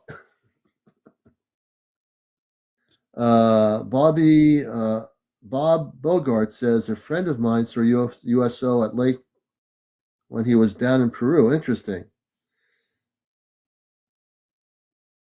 Yeah, everyone has a cold. So, and Bob, we'll have to talk about that too. Let me see who's in my queue here.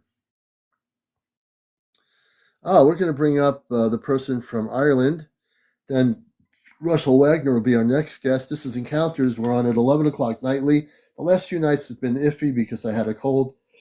I knew it was going to happen at some point. I wouldn't get through the end of the year before I have a cold, right? So let's bring up Quinner, the real On encounters, you have to be over 18 to be on the show. No foul language, no cursing, no drinking, no smoking on the show, no paranormal discussion, no religion, no politics.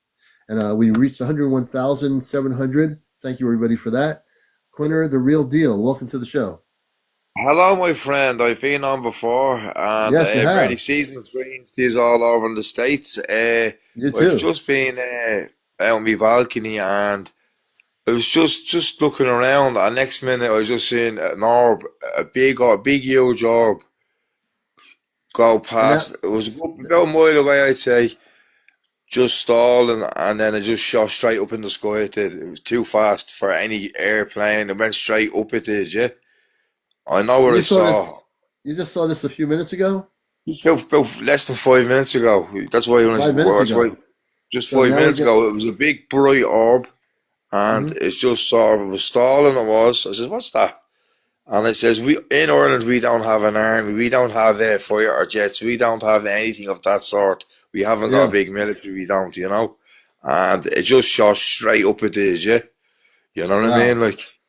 It probably happened so quickly that you couldn't even get a camera out to record it, right? No, couldn't. It was just caught. It just turned my head for a second, and I seen it, and then it was just bang straight up so fast. Wow. You know, Wow. I was a bit freaked out by it, but I'm not scared by it because I know we're not alone. You know what I mean? Like I Yeah. do really believe because of what's going on in the world, I do believe that they're making ourselves known to us because we're about to destroy our planet. We are, you know what I mean? Like with the governments, what's going on in the world. You know what I mean? Like we've never been so more close to nuclear war, as you know that yourself, and Wow. the way things are going on and.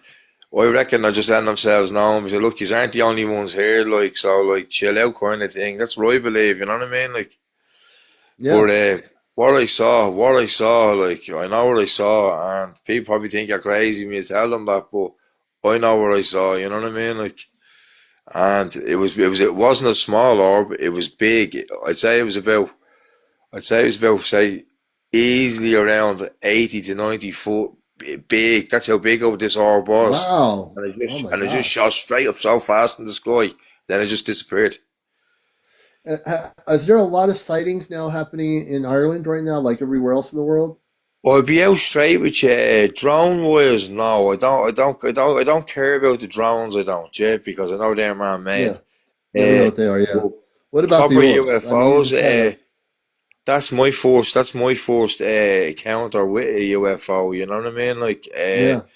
but I've seen smaller orbs alright before. Like, but like I thought nothing of that. You know what I mean? Like, Yeah. but like, but this what I saw. Like it was too bright and it was too fast. Like way too Yeah. fast. And we don't have technology in Ireland. We don't have the military capability like the States or Korea or China Yeah. for fighter jets or Right. stealth mode planes. And we don't have anything like that. You know what I mean? Like Hmm. we're a neutral country. We are. Like, you know, we wouldn't even have tanks for fuck's sake. You know what I mean? Excuse me, Yeah. language. You know what I mean? Like, do you know what I mean? Like, we're not a warring country, like kind of thing. You know what I mean? Like, and Right. so, like, for what I saw, I know it was a UFO. You know what I mean? Like, I can't explain what it was, so I'm putting it Yeah. down to a UFO. You know what I mean? Like, Yeah.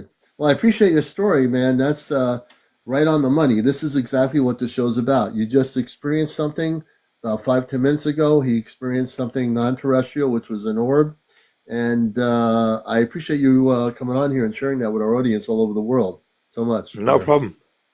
All right, Have a good brother. time. You Thank you, too. You brother. did a Have a great. good one. Bye bye bye Oh, bye bye bye bye bye. Thanks, Founder. oh yeah, absolutely, brother. Absolutely. And let's see here. And we have another person in the queue. Russell Wagner 779 is our next guest. If you have information to share, if let's say you're with the government and you any government and you have top secret information, top security clearance, and you wish to share stuff, and you said you've had enough of the public being lied to, you may come up on here as you may and share the information from whatever government you're from, and in the United, whether it be the U.S. or wherever it is. Please feel free to come forward with that information. We've had people before do that. Russell, welcome to the show. Can you hear me? Absolutely. Welcome. Good evening. Okay, yeah, it's a little embarrassing. I've never ever done anything like this. Mine isn't a recent experience though, but it's something that's baffled me for over 40 years. What I seen here in Colorado, and I drove a truck, and it was at night, and I was driving back from Fort Collins to Denver, and I seen a light, a bright light, and at first I thought it was a star, and then I thought, no, that's too bright. So then I thought, maybe it's Jupiter or something, because I was kind of into that stuff a little bit. But it started coming down. It was way up in the sky, and it started coming down lower and lower and lower and lower. And so all of a sudden I was like, shit, maybe it's a helicopter. I don't know, maybe it's a helicopter or something. But it kept getting closer, and there was something off about it. I pulled off the road, and I got out of my truck, and at that time it was passing over me. But it's not what everybody else is describing. It was elongated. It was, I don't want to over exaggerate it or under exaggerate it, but it was kind of like the size of maybe a passenger jet. Okay. But the difference is it was moving really slowly, and I looked up, and it kind of had a glistening look about it, iridescent almost. And I was mesmerized, right? And it's moving slow, and right away I was thinking, okay, is this a blimp? I'm like, what is a blimp doing out at 2 a.m? But when it finally went over me, it went really slow. Maybe 15, 20 miles an hour, just kind of glided over the top of me. And I was just looking up at it. And when I'm talking about how high it was, I'm talking a few hundred feet, maybe. Yeah. And I looked at it. There was no wings. I didn't see any windows. And it was silent. There wasn't one sound coming out of it. Wow. And here it's been 42 years later. I'm 61 years old now. And it's kind of haunted me. I've maybe told 8 people in my entire life about that experience, because every time I talked about it, I got these strange looks, Okay. And I was okay. like, this is kind of embarrassing. But to this day, I have never seen any kind of technology that even resembles it. But Yeah. I know I'm not crazy. I know You're what not I crazy saw. at all. Yeah. No. I was just doing my job, and all of a sudden I look up and I see this thing, and I'm like, what am I seeing? So I guess what I'm doing is kind of calling in, because you got some experience with this. Have Yeah, you I heard do. of any other craft like that? Yeah. I can relate to that. I'm in Connecticut. In the 1980s, I came out of, I was DJing when albums were albums, and I was at the Blues Club. I did a reggae night on Saturdays, and I brought in I brought actually some international class acts from the roots reggae area, but I also played music, roots music. So Nice. I was setting up my albums for the weekend. I had crates of albums back then, and Sweet. Drummer myself. I was walking towards the door, and then I told Fernando, who was the head of the club, I see him going home. And where this place was in a plaza across from a McDonald's, and there was a big hill with a condo complex above it, and behind that, it's all trees, lots of trees. And if I went through the back roads, there would be an interstate highway at some point that I would go under the bridge of the highway or something. So I come out, and before I come out, I hear a voice in my head saying, look up, in plain English saying, look up. I go out, and there's a spaceship about 2 football fields in length, high enough above the condo complex, and it's spinning slowly around, not even moving, just spinning around with 4 tubular bottoms, lights blinking all over the place, and then 2 beams of light come out of the thing, and it starts doing geometry above me in the sky, above the shopping complex. Now, this wasn't like a major mall or anything. This is a little shopping complex with a Stop and Shop supermarket back in the Right. 80s that was part of a chain of New England supermarkets. And then there's all these little shops and stores or whatever, and this McDonald's. So I had a Ford Tiempo at the time. I remember everything. I get in my car, and I'm like so excited. And we didn't have TikTok. We didn't have, You know, Nope. I think we had the 1980s. Did we have cell phones? We had something. And I got to the end of the entrance to the shopping plaza, and I get out of my car and I'm sitting there for 35 minutes watching the spaceship going in a circular pattern. But it's, I mean, this thing was huge. Then it starts to move in towards the woods, and I went beyond the shopping plaza into the back roads to try to follow it, but I couldn't. I lost it. You know, so I can My relate to what friend, you're talking about in 2 in the morning. I relate to that very much so. yeah, I did the same thing, and I didn't want to exaggerate the two football fields, but that's what it almost felt like. Okay, Yeah. but I did the same thing for 2 weeks. After I went back to where I had to dump my truck off, I went back to that same area, and I think maybe I'm going to see the same thing. You know, because I wasn't afraid; I was mesmerized. I was just Yeah, like, there's a difference. I was Yeah. like, oh my God, there was no fear, there was no panic, there was nothing. I was just like, what am I Yeah. seeing here? Yeah, And did you yeah, did it happen again when you went back out there? it didn't. And I was disappointed because then, all of a sudden you're thinking you're crazy, right? You start second guessing yourself, but you know what you're seeing. You cannot deny what you just seen with your own two eyes. It wasn't like this thing was like, 2,000 feet in the air. This thing was right over my head. And And when you say over your head, how high up was it from the ground level? That's really interesting. well, if I was under exaggerating, I'd say 100 feet. If I was over exaggerating, I'd say 300 feet. That's pretty low. That's pretty low. And was You that a couldn't. desolate road, or like It was a was lot? at this time, day and age. No, it's not. But back then, it was felt like a country road. You'd be driving with maybe a couple cars around you all There night. you go. 2 in the morning, country road, perfect time for Here, contact. here's something else interesting about that story because it keeps haunting me, and I'm going to ask Hmm. you for a suggestion. Okay. About 7 years ago, I got on the internet. I was kind of just laying in bed thinking, what was that? What was that? What just comes into my head every once in a while. So I got on and I found a place that recorded um, um, sites of UFOs. And it was Hmm. just a weird site, but I started putting keywords in there and keywords. And on Broadway, which runs the same way as the highway does, north to south, there was a family that seen the same thing. Wow. I went back about a year ago. Can't find that site anywhere.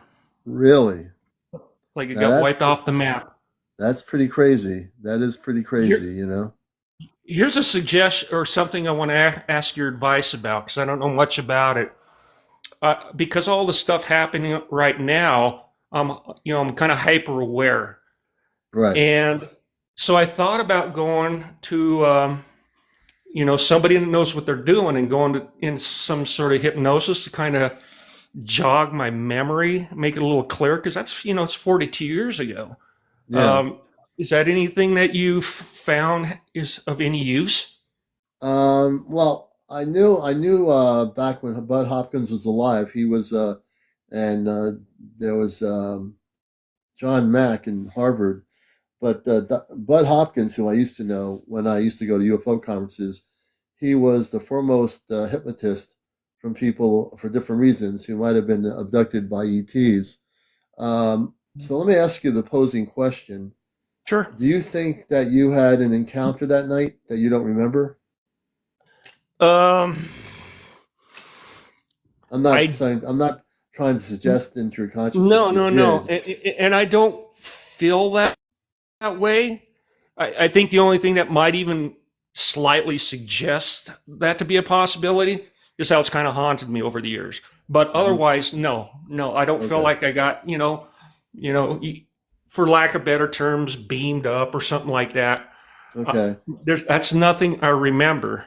But the Yeah. fact that I don't even want to say haunted. I don't even know what I want to say. Well, Um, would you say when you saw the sighting, when you had that sighting on the country road, this enormous spaceship, did you feel a sense of peace, Oh yeah. beyond? Oh yeah. Okay. There was absolutely. I would have got back in my truck and drove off if I felt differently. Yeah, I just I know stood that. there, stared up, looked at something that I was unable to explain, and Yeah, there was just kind of this mesmerized, wow, yeah. what am I looking at? That's how I felt. There you go. I mean, And I would, because I've, I don't know how much you know about the show, but I'm able to scan people for abductions. I'm not saying you had any kind of experience like that. sure, Who knows? You I might get have it. had the complete opposite experience, but you just don't remember it. Right, right. Well, I'm Yeah, okay with no, that. yeah, and let me tell you, I relate to what you're saying, brother, because I've never forgotten that experience. I had another experience that you can relate to because you had this experience coming home when I worked in Stamford, Connecticut, the west port of Stamford. I think it was Stamford. Anyway, I was coming home, and I don't know why I worked in Stamford, Connecticut. It was really far away, and I ended up Right. driving up Route 7, and I ended up getting off. No, I got off 84 on the service road. There was a 7-Eleven. I got off because I had a Huh. two-way CB radio at the time. This is in the 1980s, and I get off the road. I'm like really excited. I said, "What the heck's going on here?" Now in Connecticut, there's a place called Danbury, Western Connecticut, north of Danbury, Route 7. There, on Route 7, as you go up Route 7, there are farms. It's built up a little bit more now. There's still some farms, Right, but I'm looking right. to the north, and I'm getting on the two-way radio, and I'm in the 7-Eleven parking lot off the service road, and I'm looking at a golden spaceship, this huge thing, like hovering and spinning around with like holographics on it, and it's not a blimp or anything. This thing is there. I'm trying to get people's attentions to look. I mean, how I'm thinking, oh, people are driving. Maybe they'll look to the north, and I'm watching this thing for about 20 minutes. And then I get back. It's still there, and I end up going home. I said I can't stand here and watch it. Before we had like TikTok and all that, so that was my Sure. second major sighting in the 1980s, and that happened. That was like the most amazing. Well, The that's thing was weird. incredible. Yeah, it was like That's a beautiful golden light. It was really big, and it was spinning in a circular motion, and it was just like hovering. And if I was right under it, the thing was huge. I wasn't. If I had gone on Route 7, I probably could have gotten to the location. I never told that God. story really, but I that was my second big sighting in the That's 1980s. Yeah. yeah. That's amazing. You makes me wonder what was happening in the Well, 1980s. I'm amazed with your sighting too in a country road, having that sighting. That's where, and I think there are other people like yourself, like me. There are people over the world that had close encounters of sightings of these kinds of craft. I think, I'd be amazed that there's not. I would not be amazed if there are more people that come forward on my show that are having those kind of sightings now with everything going on with all these orbs and Well, everything. I hope. I've been watching you the last few weeks. I just finally kind of got on TikTok and you clicked up here, and it's because of this, that I kind of started. "Oh, man, what's this guy got to say here?" Yeah, And the problem is what I seen isn't what everybody else is talking about, and um, so it makes you start questioning yourself, and uh, yeah. Anyways, no, I appreciate it. I'm glad to hear somebody else has seen something, at least similar, oh because yeah. it's just been a weird experience over these past 42 years of looking back on that night and wondering, And you're not, what just Russell, happened. you're not alone. If you watch this show and become hooked on it, you're gonna find there's a lot of people out here that support you. My show is here to bust the matrix. 30 years ago, maybe this show would not be on anything because 30 years ago, Yeah. people were much more skeptical. Now, Yep. there's no way with all the stuff going on around the world with the orbs over Air Force bases, these Yep. non-terrestrial orbs, which are basically spacecraft, and then Earth-based drones and other mimicking drones that look like drones that aren't drones. We got a lot of things going on in our skies right now, so Yep. discernment is going to be really key. Part of my whole thing is on my show here is to teach people what to look for, how not to be confused with what's being promoted out there around the world on social media. And you'll find that you're going to find a lot of stuff here going on, as well as that we're going to have contact physically in 2026 Well, I'm a by little space unhealthy people. right now, but about 5 years ago, I bought a regular video camera, pretty Oh, good. quality one. And when I first bought it, there was other things I wanted to do with it, but one of the things I did for a while is just kind of drive and try to see is it's just I think the frustrating thing about it, because I believe. I know it sounds kind of corny or whatever, but I believe that there's something else. And I believe they're around. I can't deny what I've seen. No, you can't. You shouldn't ever And deny what you've seen. No, never deny it. no, I just want to clear things up in my head. And right now I'm unhealthy. I mean, like crippling unhealthy, and I'm just hoping these people are friendly and they come down and fix my Oh, body. they're friendly. I'll tell you something. I'm a star seed. I don't come from this planet. I came out of the closet 21 years Right? ago. Actually, when I was a kid, I temporarily came out of the closet playing stickball with my friends, and they got angry at me. So I went back and never said anything until I got older, when I became more awakened. And so, yeah, I can tell. I have no fear of saying who I am. I am actually a space person, and I have a space consciousness, and I also have a regular Earth-based consciousness. So I can, Well, that's got to be a mingle in beautiful this. thing. Yeah, I can mingle upon the planet. I work like everybody else. I played sports growing up. I know how to fit into this Earth-based society, but I can also say that without any hesitation that I am a space person, and I have been able to remove implants. My father gave me the ability a couple months ago to take implants out on my show. Yeah, Uh, I I, watched you do that one night. That's yeah, I actually destroy the implants. And then the people that don't believe me, every show that I do on YouTube, my shows are on YouTube. Every show I've done is documented. I've documented every single implant removal I've ever done here on this program. well, And well, if yeah, you're an example of what we're about ready to experience, I'm happy to hear that. and so I'm glad you found the show. We're on usually at 11 o'clock. I did have an Yeah, earth-based not cold for a few days that hit me pretty good, but I'm feeling pretty good tonight. So, yeah, not a problem. Yeah. all right, Russell, I Thank want you to thank very you, man, much for for taking being my here. call. And you're not Yeah, I crazy. appreciate it very much. You What's know, you're that? not crazy. You're not crazy. Everyone says they're crazy. Don't Get Yeah, that word out of. I know. You're not crazy. No one's crazy. You Yeah, know. I think that's part of the game too. But yeah, so Yeah. All right, my thank you very friend. much. Thank you. Everybody, Bye let's bye. thank Russell for coming up here, and a great story, great experience. I want to show, before we take any more interviews here, I want to show you some space. I want to show you this orb. You got to see this. This is crazy in a good way. Now we're going to get to some footage here, and we're going to show you something that's going to blow your mind. Let me get it here. We're going to go. Let me get to that piece of footage here. Hold on a moment. Let's see. You could go back. We will show it to you in just a moment. Let's do this here. I'm almost there where I want to be. Okay. This is Highland Ranch, Colorado. This footage was recorded, and it was recorded on the 25th of December. And this is from UAP dude recorded this.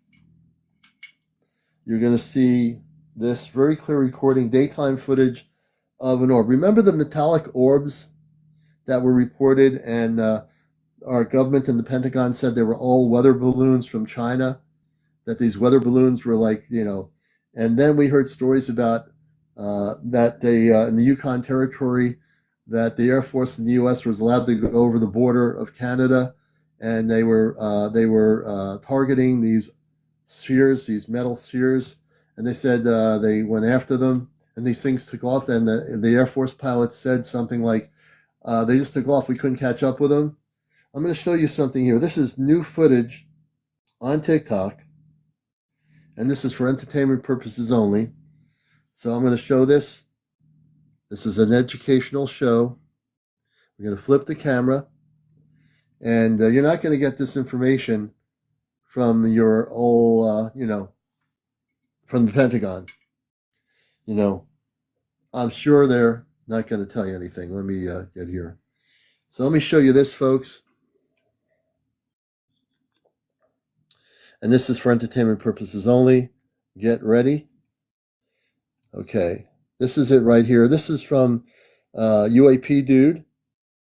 And this is a sphere. This is one of those objects that, remember early in the year when they said there were these things coming from China, weather objects? Remember that?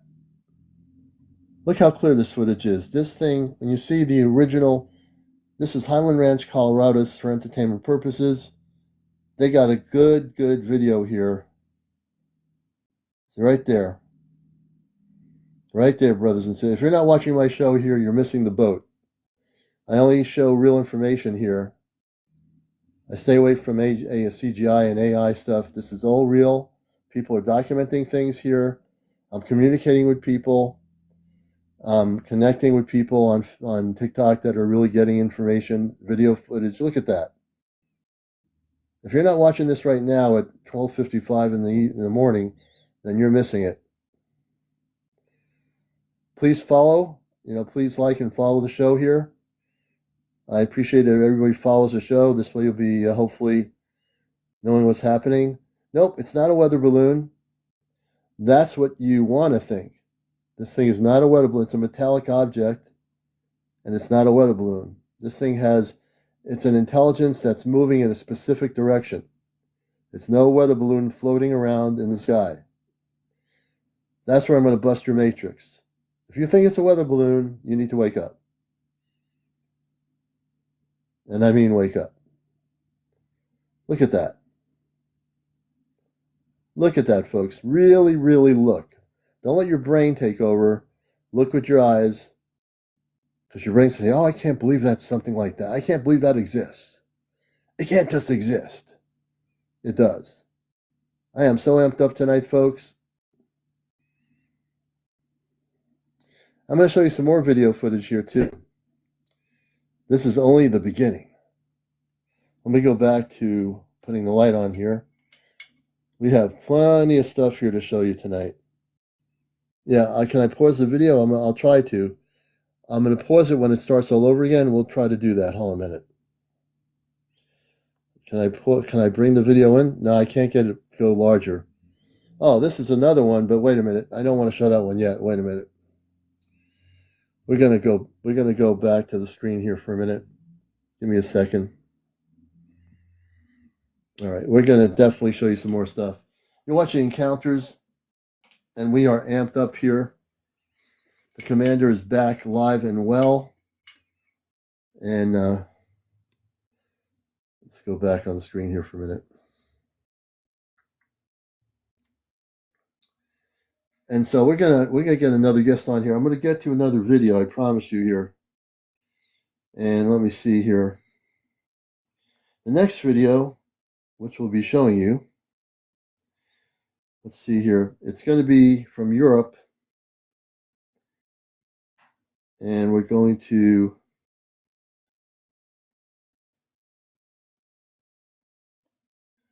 this one's going to be from Europe. And also JFK overlooking New Jersey. Stuff happening there.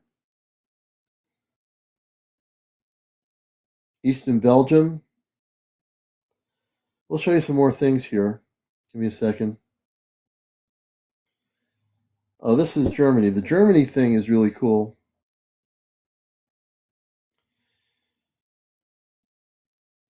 We'll get to that in a little bit, but we're going to get to another guest here. You're watching Encounters, the late night spiritual UFO talk show. If you're not here, you're square. If you're not with it, you will be. Let me take a look here and see what we got going. And we have Will. We're going to bring Will up, and then we're going to, again, we're going to show another video, probably going to show 2 more videos here. And again, I only show real footage here, things that are happening right now. They might have happened 24 or 48 hours ago. I'm also on TikTok here watching very quietly footage that's being uploaded all over the place. And I'm really looking carefully at what people are recording. And I know there are people out there recording orbs right now. They're not recording those drones. They're recording these orbs that these drones are following.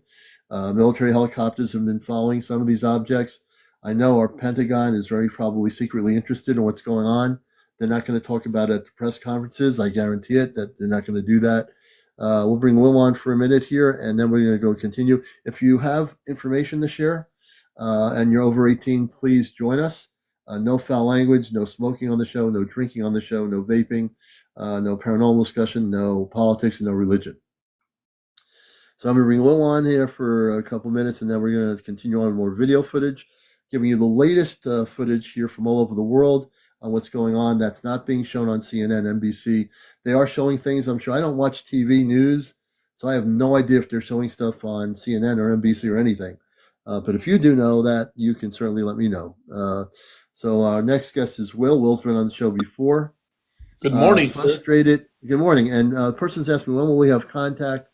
Physical contact or direct contact is going to be in about 12 months. You're looking at 2026, unless things change off planet. Or 6 months, or sooner than that. I mean, I wanted to bring that up. I was going to actually come on here to talk about those orbs in New Jersey, and they're spotted everywhere. I mean, it's amazing. And there is an actually U.S. soldier admitting that they're putting up drones, like you said. They're putting up their own. Our military's putting up drones to try to figure out what's going on with all these orbs all over the place, all over military bases, shutting down bases. I find it very interesting at a time at where we're at right now. I think it's even closer than it could be this new year. I'm not going to don't quote me on that, but, for educational purposes, we could see them at night. The reason why I say, well, we're not having until 2026. My friend April, who goes on the ships directly in Vermont, and I have always communicated with each other, and they're not going to be making contact until 2026. Now, if they change that information, we will give that information out over the show here, even on a Saturday night when we do our Ashtar night.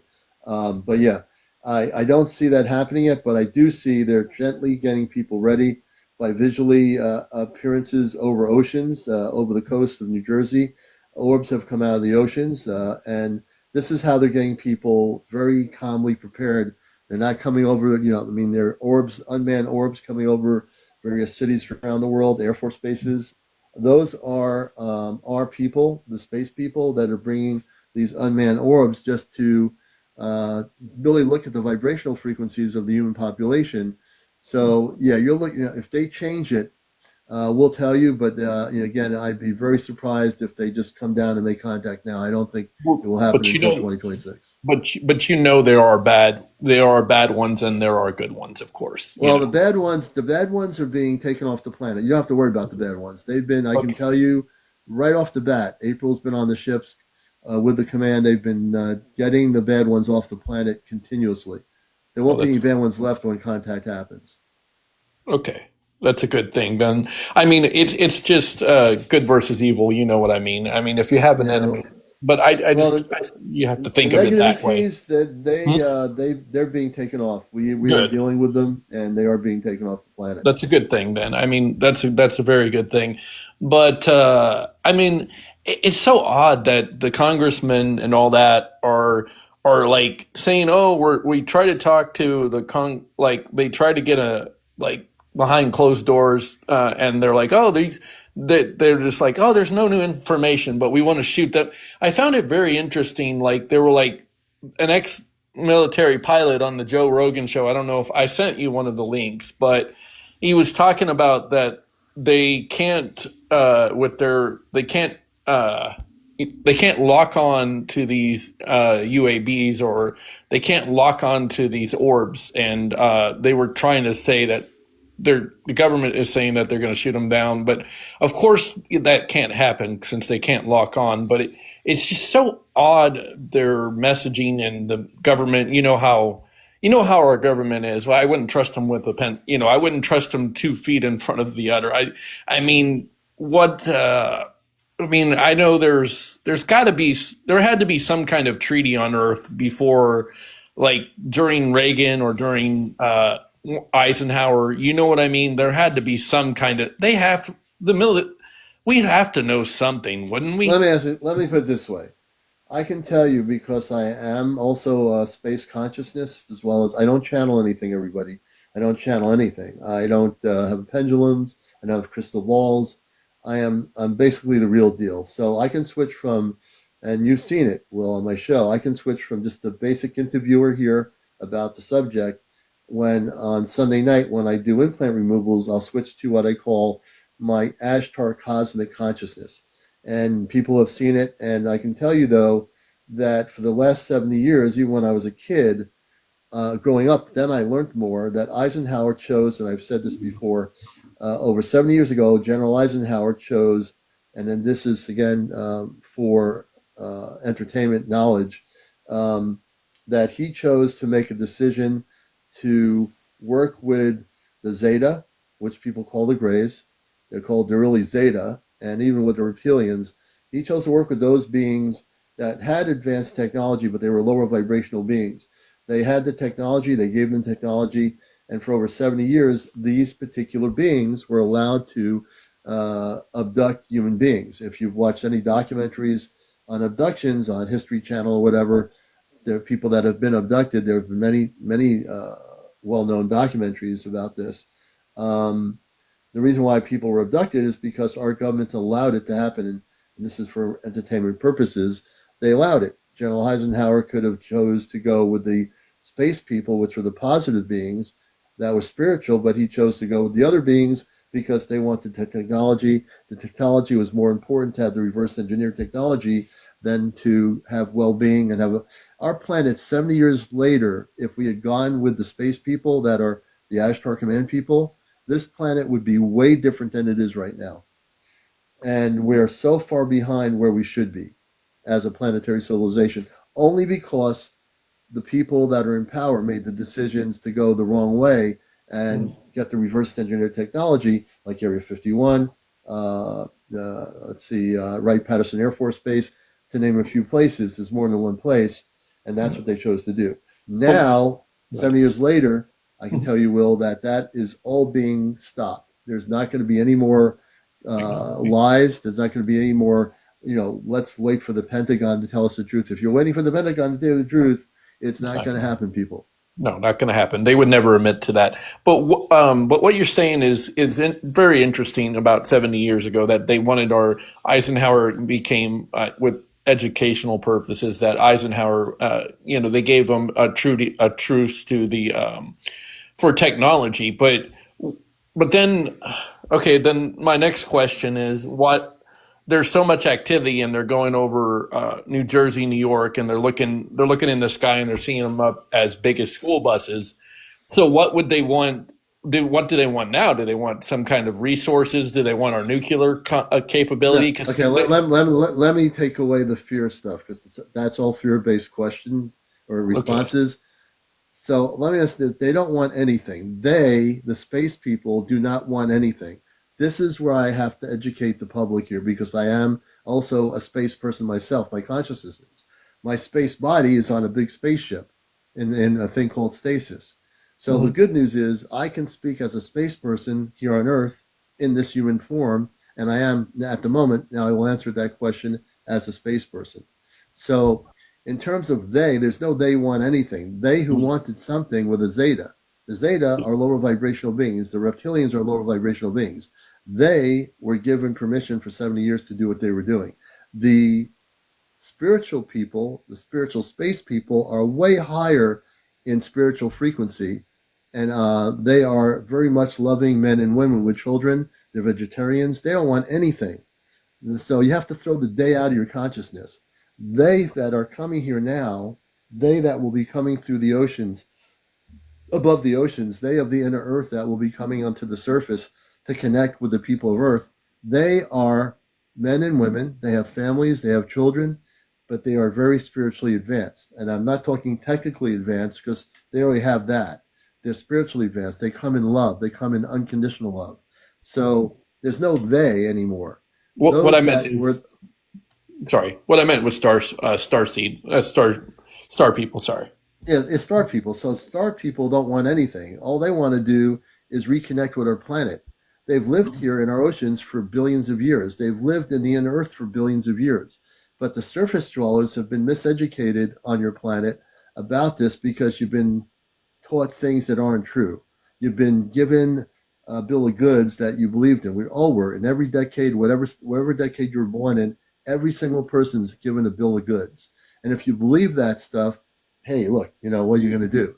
My But whole goal here is to bust the butt and the matrix and say, wait a minute, humanity, you're being lied to. And again, this is for entertainment purposes only. I'm here to tell you the truth. okay, well then Now, I got something for you then. The military and the ex-pilot that was actually talking about there was a report that they were over an Air Force base and it got shut down because the stars people were looking for something on that base, and I don't know what they would be okay, looking so, for. Are so let there me other talk to you. survivors? Let me tell you about the Air Force bases. So I'm going to tell you some information as an Ashtar person. The bases on this planet, these military bases, these Air Force bases, some of them have what you call, and again for educational purposes, nuclear missiles on these bases. All right, and they're not looking for them to take them and use them. They're looking to make sure we don't use them against each other. That's what they're there for. That's why these unmanned objects that are orbs are going over these bases. They're coming from large spaceships off planet, and they're coming here to make sure we don't do something ridiculous that we're going to regret. And they will also, let me just put it this way. The space people, my space family that are monitoring this show right now, they're watching this show right now on a spaceship. They watch this show every time I'm on here. They all the Ashtar people on that ship and a few of the other ships. They see every comment, they can feel, they know every reaction, what's going on here. I want to tell you, the fact that they're over any bases like the Royal Air Force bases in England right now and other bases, I'm sure, in other parts of the world, in Russia or China, they're there to make sure we don't do something that is going to be negatively affecting our planet. They've seen what we do to our planet. They see how we've created poison and nuclear war, nuclear bombs in Hiroshima and Nagasaki. They've seen all of that. So my purpose is, and I'm glad you're asking these questions because you're giving me the opportunity to be the space being right here and tell Earth people to stop letting that happen, to stop getting fear-based into your heads and your brain. Your brain can be your worst enemy on this planet, and it is. It creates all kinds of stuff.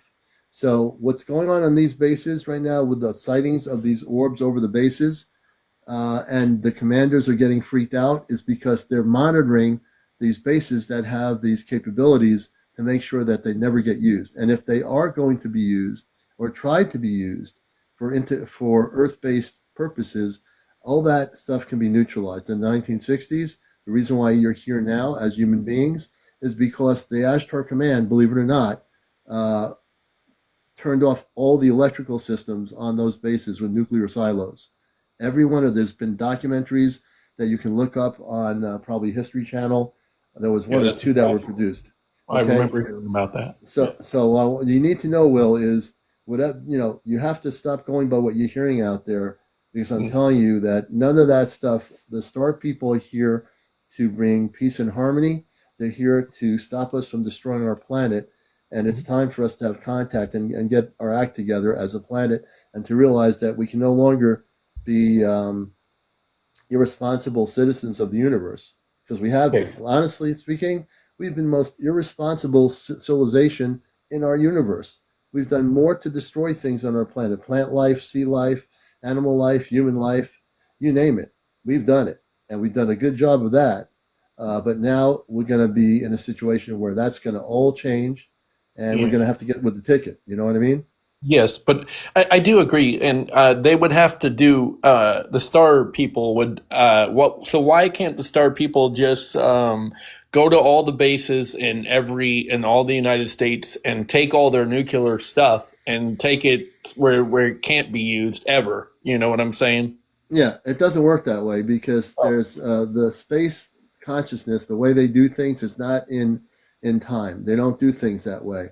They do things in a way that will prevent us from destroying our world. When the time comes, when contact happens, there'll be no weapons, all weapons will be useless and all weapons will be destroyed on this planet. They will not be able to use these weapons. Our planet's going into a vibrational pattern that's a major shift, everybody. So I didn't talk about this yet, but we are going into a major shift. And as we shift into the shift, that means we're going from where we are now. You think now is crazy. Just wait till you get to the shift. And this shift is going to change everybody's consciousness is going to just go into a different consciousness. It's a very big shift, which you do. And so my whole thing is, the reason why all these things are happening now, and also understand, very importantly, is that there are things being done to confuse the public. The international media, I can't speak for Europe.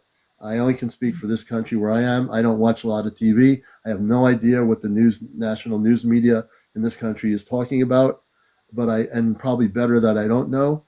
But I can tell you, more importantly, I'm more focused on people's documentations of now. In the last week or two, we're seeing these orbs appear. Now, initially in New Jersey, here in the United States, it all started with the drones, right? Yes. They were talking about the drones. Now you're seeing these things that aren't drones with lights blinking that are coming out of nowhere. Those are actually objects from larger spaceships that are coming here to monitor the human consciousness. The human consciousness is being monitored now to see where we're at. Because, hey, like I said, people need to get with the ticket and get ready, constantly speaking. This is not a game show anymore. This is really serious. And if we don't get our act together, they're going to make sure we get our act together. And that means either, get ready or sit down, meditate, get focused, do something to get yourself out of your brain, because you're going to need to get into your inner self, into the higher self of your inner beingness in order to understand what's happening here. Don't watch all the stuff, the news media. I don't care what country you're in, if you're in Germany or Belgium or wherever. You don't rely on I don't know what your news media is like in Europe or in Asia, but you can't rely on the news media for your honest truth. You need to go within yourself. When you see these objects, the orbs and the bright orbs and the diamond-shaped craft and all that stuff, understand that those are the non-terrestrial craft. They could be manned craft. They could be unmanned objects from motherships. But you're going to see a lot of stuff happening here. And I'm giving you this information because of your questions. It's given me the opportunity to tell you some things that you need to know. Absolutely. There was one question in the comment which kind of made sense completely. He said, "Well, why did World War I, II, and why did that all happen?" And I know you might know that might be just a troll, but that's a. No. It's just a question. It's not. So I can answer that question. The reason why those things happen, that was part of the Earth-based experience. That was before I was born. But I can tell you that all these things that happened. What really brought the space people to Earth, everybody, and I was just a kid in the 60s, is when Hiroshima and Nagasaki happened, the energy from the vibration of the nuclear bomb, of the hydrogen bomb, reverberated into outer space. Now, people might say, how does that even happen? How could the energy of an atom bomb or a nuclear bomb reverberate into outer space? It did. And it actually alerted the space people that we were having a problem on our planet. And the problem was us. And so they came here, and through the whole period of time, I remember growing up as a kid that the Nevada test site, Nevada, there was a time in Nevada when they had above ground testing of nuclear weapons. Some of you weren't even born yet. But I lived, luckily I didn't live in Nevada, but the fact is the space people had to come and shut down all our nuclear silos because we were using the weapons for destructive purposes. We were creating something that we should have never created. The scientists should have never created the nuclear bomb, and they did.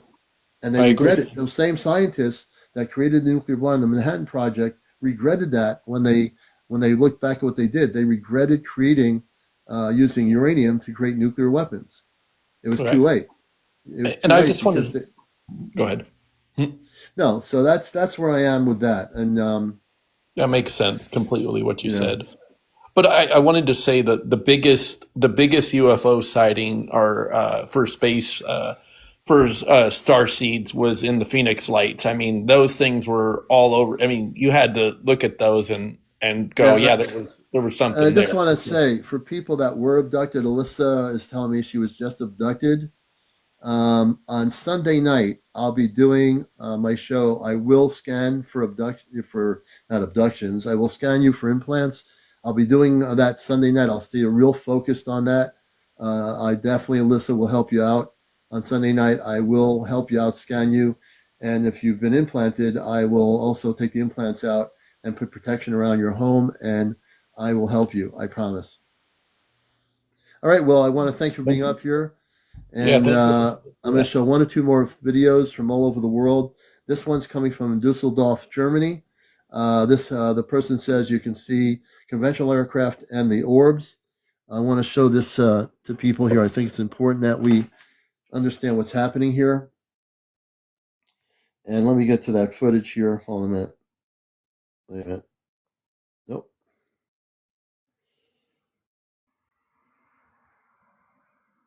Okay. Almost. This is December 17th and 18th. Airplanes, helicopters, and objects I cannot identify. The recording is sped up. So there are conventional aircraft here. But we're going to show you this here and let you see it. Hold on. Teresa, orbs aren't our government.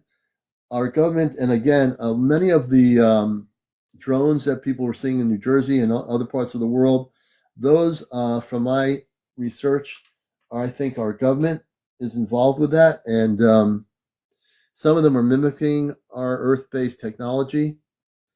The orbs are definitely not Earth-based technology. Those orbs. Many of them could be unmanned objects from motherships.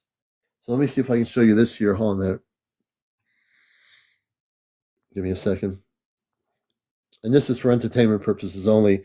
This is Dusseldorf, Germany. Let me see here if I can bring this up here. Hold on a minute. Here we go. You're going to see conventional craft, and you're going to also see what is not conventional. So there's aircraft, and there's other objects here. This is from Dusseldorf, Germany, December 17th and 18th of this month. So there's activity happening all over the world right now. And because of my news back, well, look at this. So the person captured everything going on over Dusseldorf. You can see the conventional craft and you can see the orbs. Okay.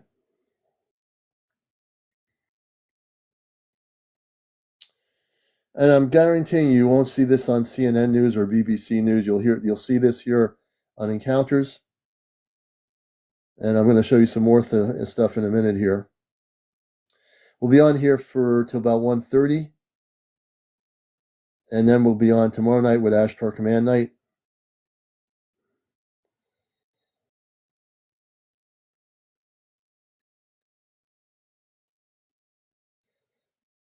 Look at that one. That thing is huge. Look at that.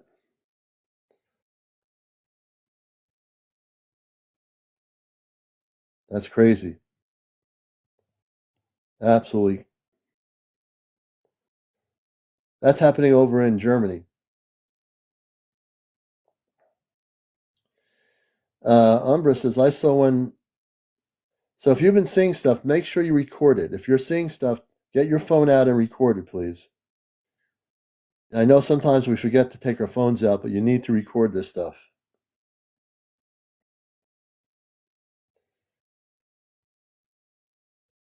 Okay, I'm going to go back to the lighting here for a minute. I'm going to show one more video.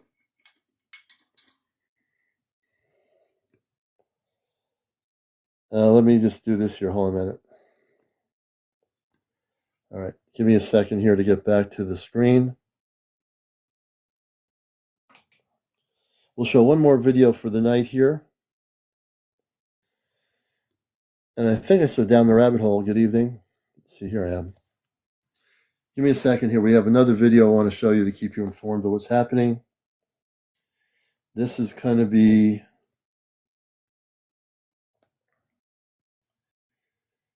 I believe. Now, this is a person on a jet flight this is a very short video. Let me see here. I'm trying to see when this flight was. December 27th, person saw two reddish orbs on his flight from Las Vegas to JFK around 9:30. So I'm going to show you this. This is a person on a flight from Las Vegas to JFK Airport around 9:30 p.m. on the 27th. Okay, let's take a look at this. Hold on a minute. You'll see it in a second here. And this will be our last video. Everything I show you is happening right now. Everything's happening usually within the same month. I want you to see this video here. Give me a second. It's not a long video, but they captured it. Let me just do this here.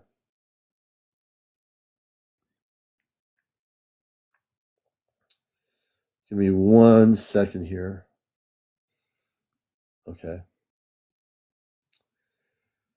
What's happening?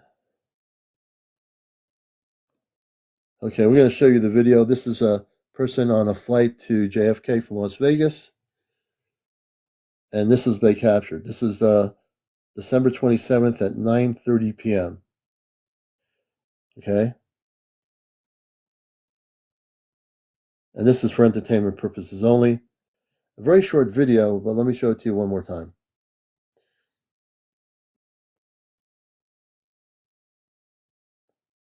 You're going to see a lot more of this happening all over the world.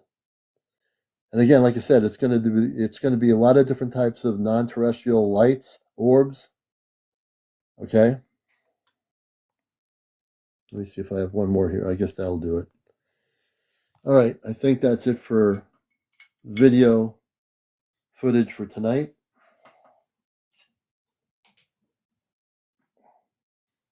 And let's put this down here. Let me get back into the screen.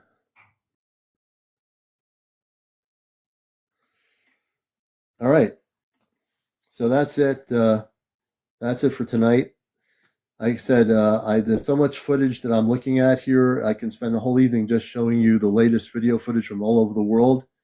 And I will show you things as I do at least a couple of videos a night.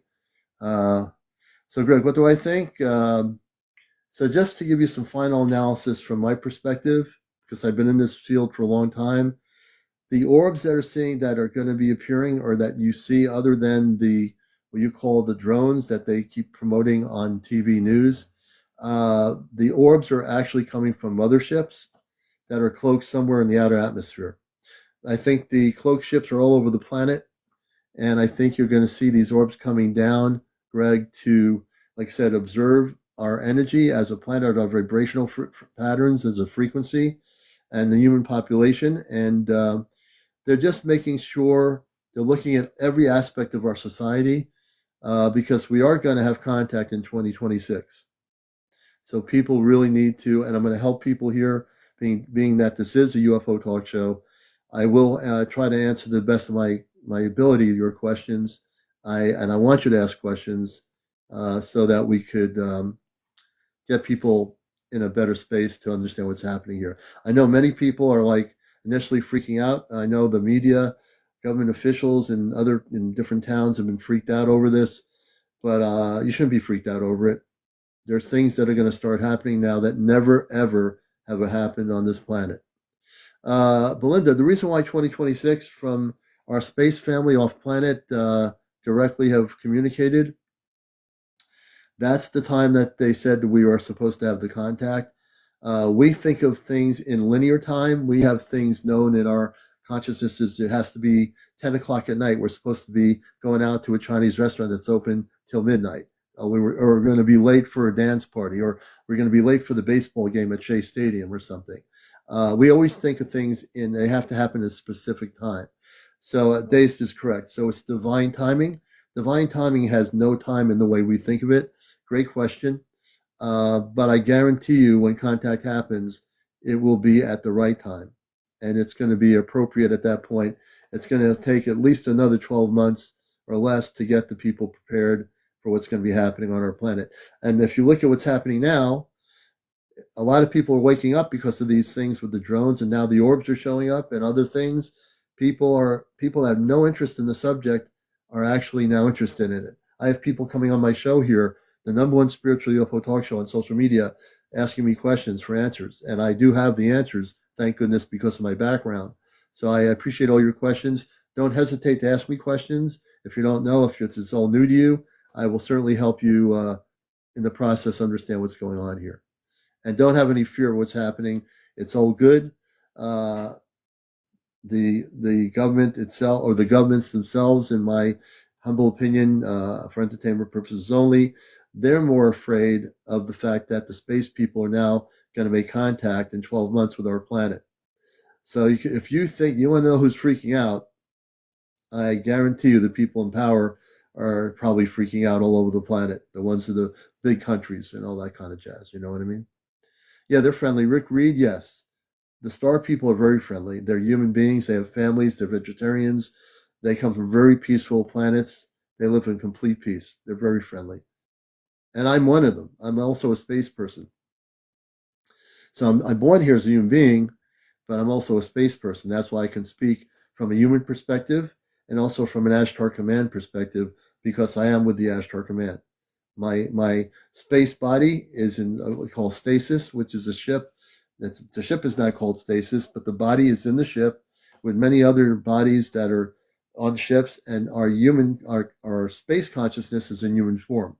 So that's why I'm able to walk amongst this earth, have the human experience, and also be both switch consciousness from space consciousness to the human consciousness. Ice Cream, thank you for that. Ice Cream, thank you for the lightning bolt. Tomorrow night is Ashtar Command night, Saturday night, and it will be all things Ashtar Command. If you have questions, yes, when contact happens physically on a mass scale, people will be able to be healed, and different diseases and so forth can be dealt with at that point. The answer would be yes. I want to thank everybody for watching me. I'm so glad to be back. I mean, I felt terrible not being on here, but I wasn't feeling too good, and I had a cold, and it really kind of knocked me out. Open your third eye. How is the ship controlled? Yes, it's controlled by thought. So the Ashtar Command ships are basically created by thought. Very good question. And they are a consciousness, created called a living ship. Other ships are created that are, created also, but they're more structurally more solid in the sense of what we understand. But many of the ships, the Ashtar ships, are a living consciousness. The ships are created by consciousness collectively. All right, folks. Was I Sebastian aboard yet? No, I will be going with a group of 5 before the end of the year, of the new year. We are going to be, at that point, they will take us on the ship for about an hour or two before major contact happens. This show will be a place where you'll hear about it. On this show on Encounters, you'll hear about it. When that occurs, you'll be able to hear about it, and we'll have more information as we get into 2025. As the year goes on, the new year, as things transpire, we will give you information on our Ashtar Command night. All right, everybody, we'll catch you tomorrow night. Thanks for watching. Thanks for your questions. Everybody have a good weekend, and I'm going to get some rest so I can be even stronger than I am tonight. And this is the best I've been in the last few days. So thanks for all your well wishes and everything. We're doing good. All right, and we appreciate everybody out there. We love you. Take care. Yeah, Spirit. Much love to you, everybody out there. Have a beautiful, beautiful morning. Take care, everybody.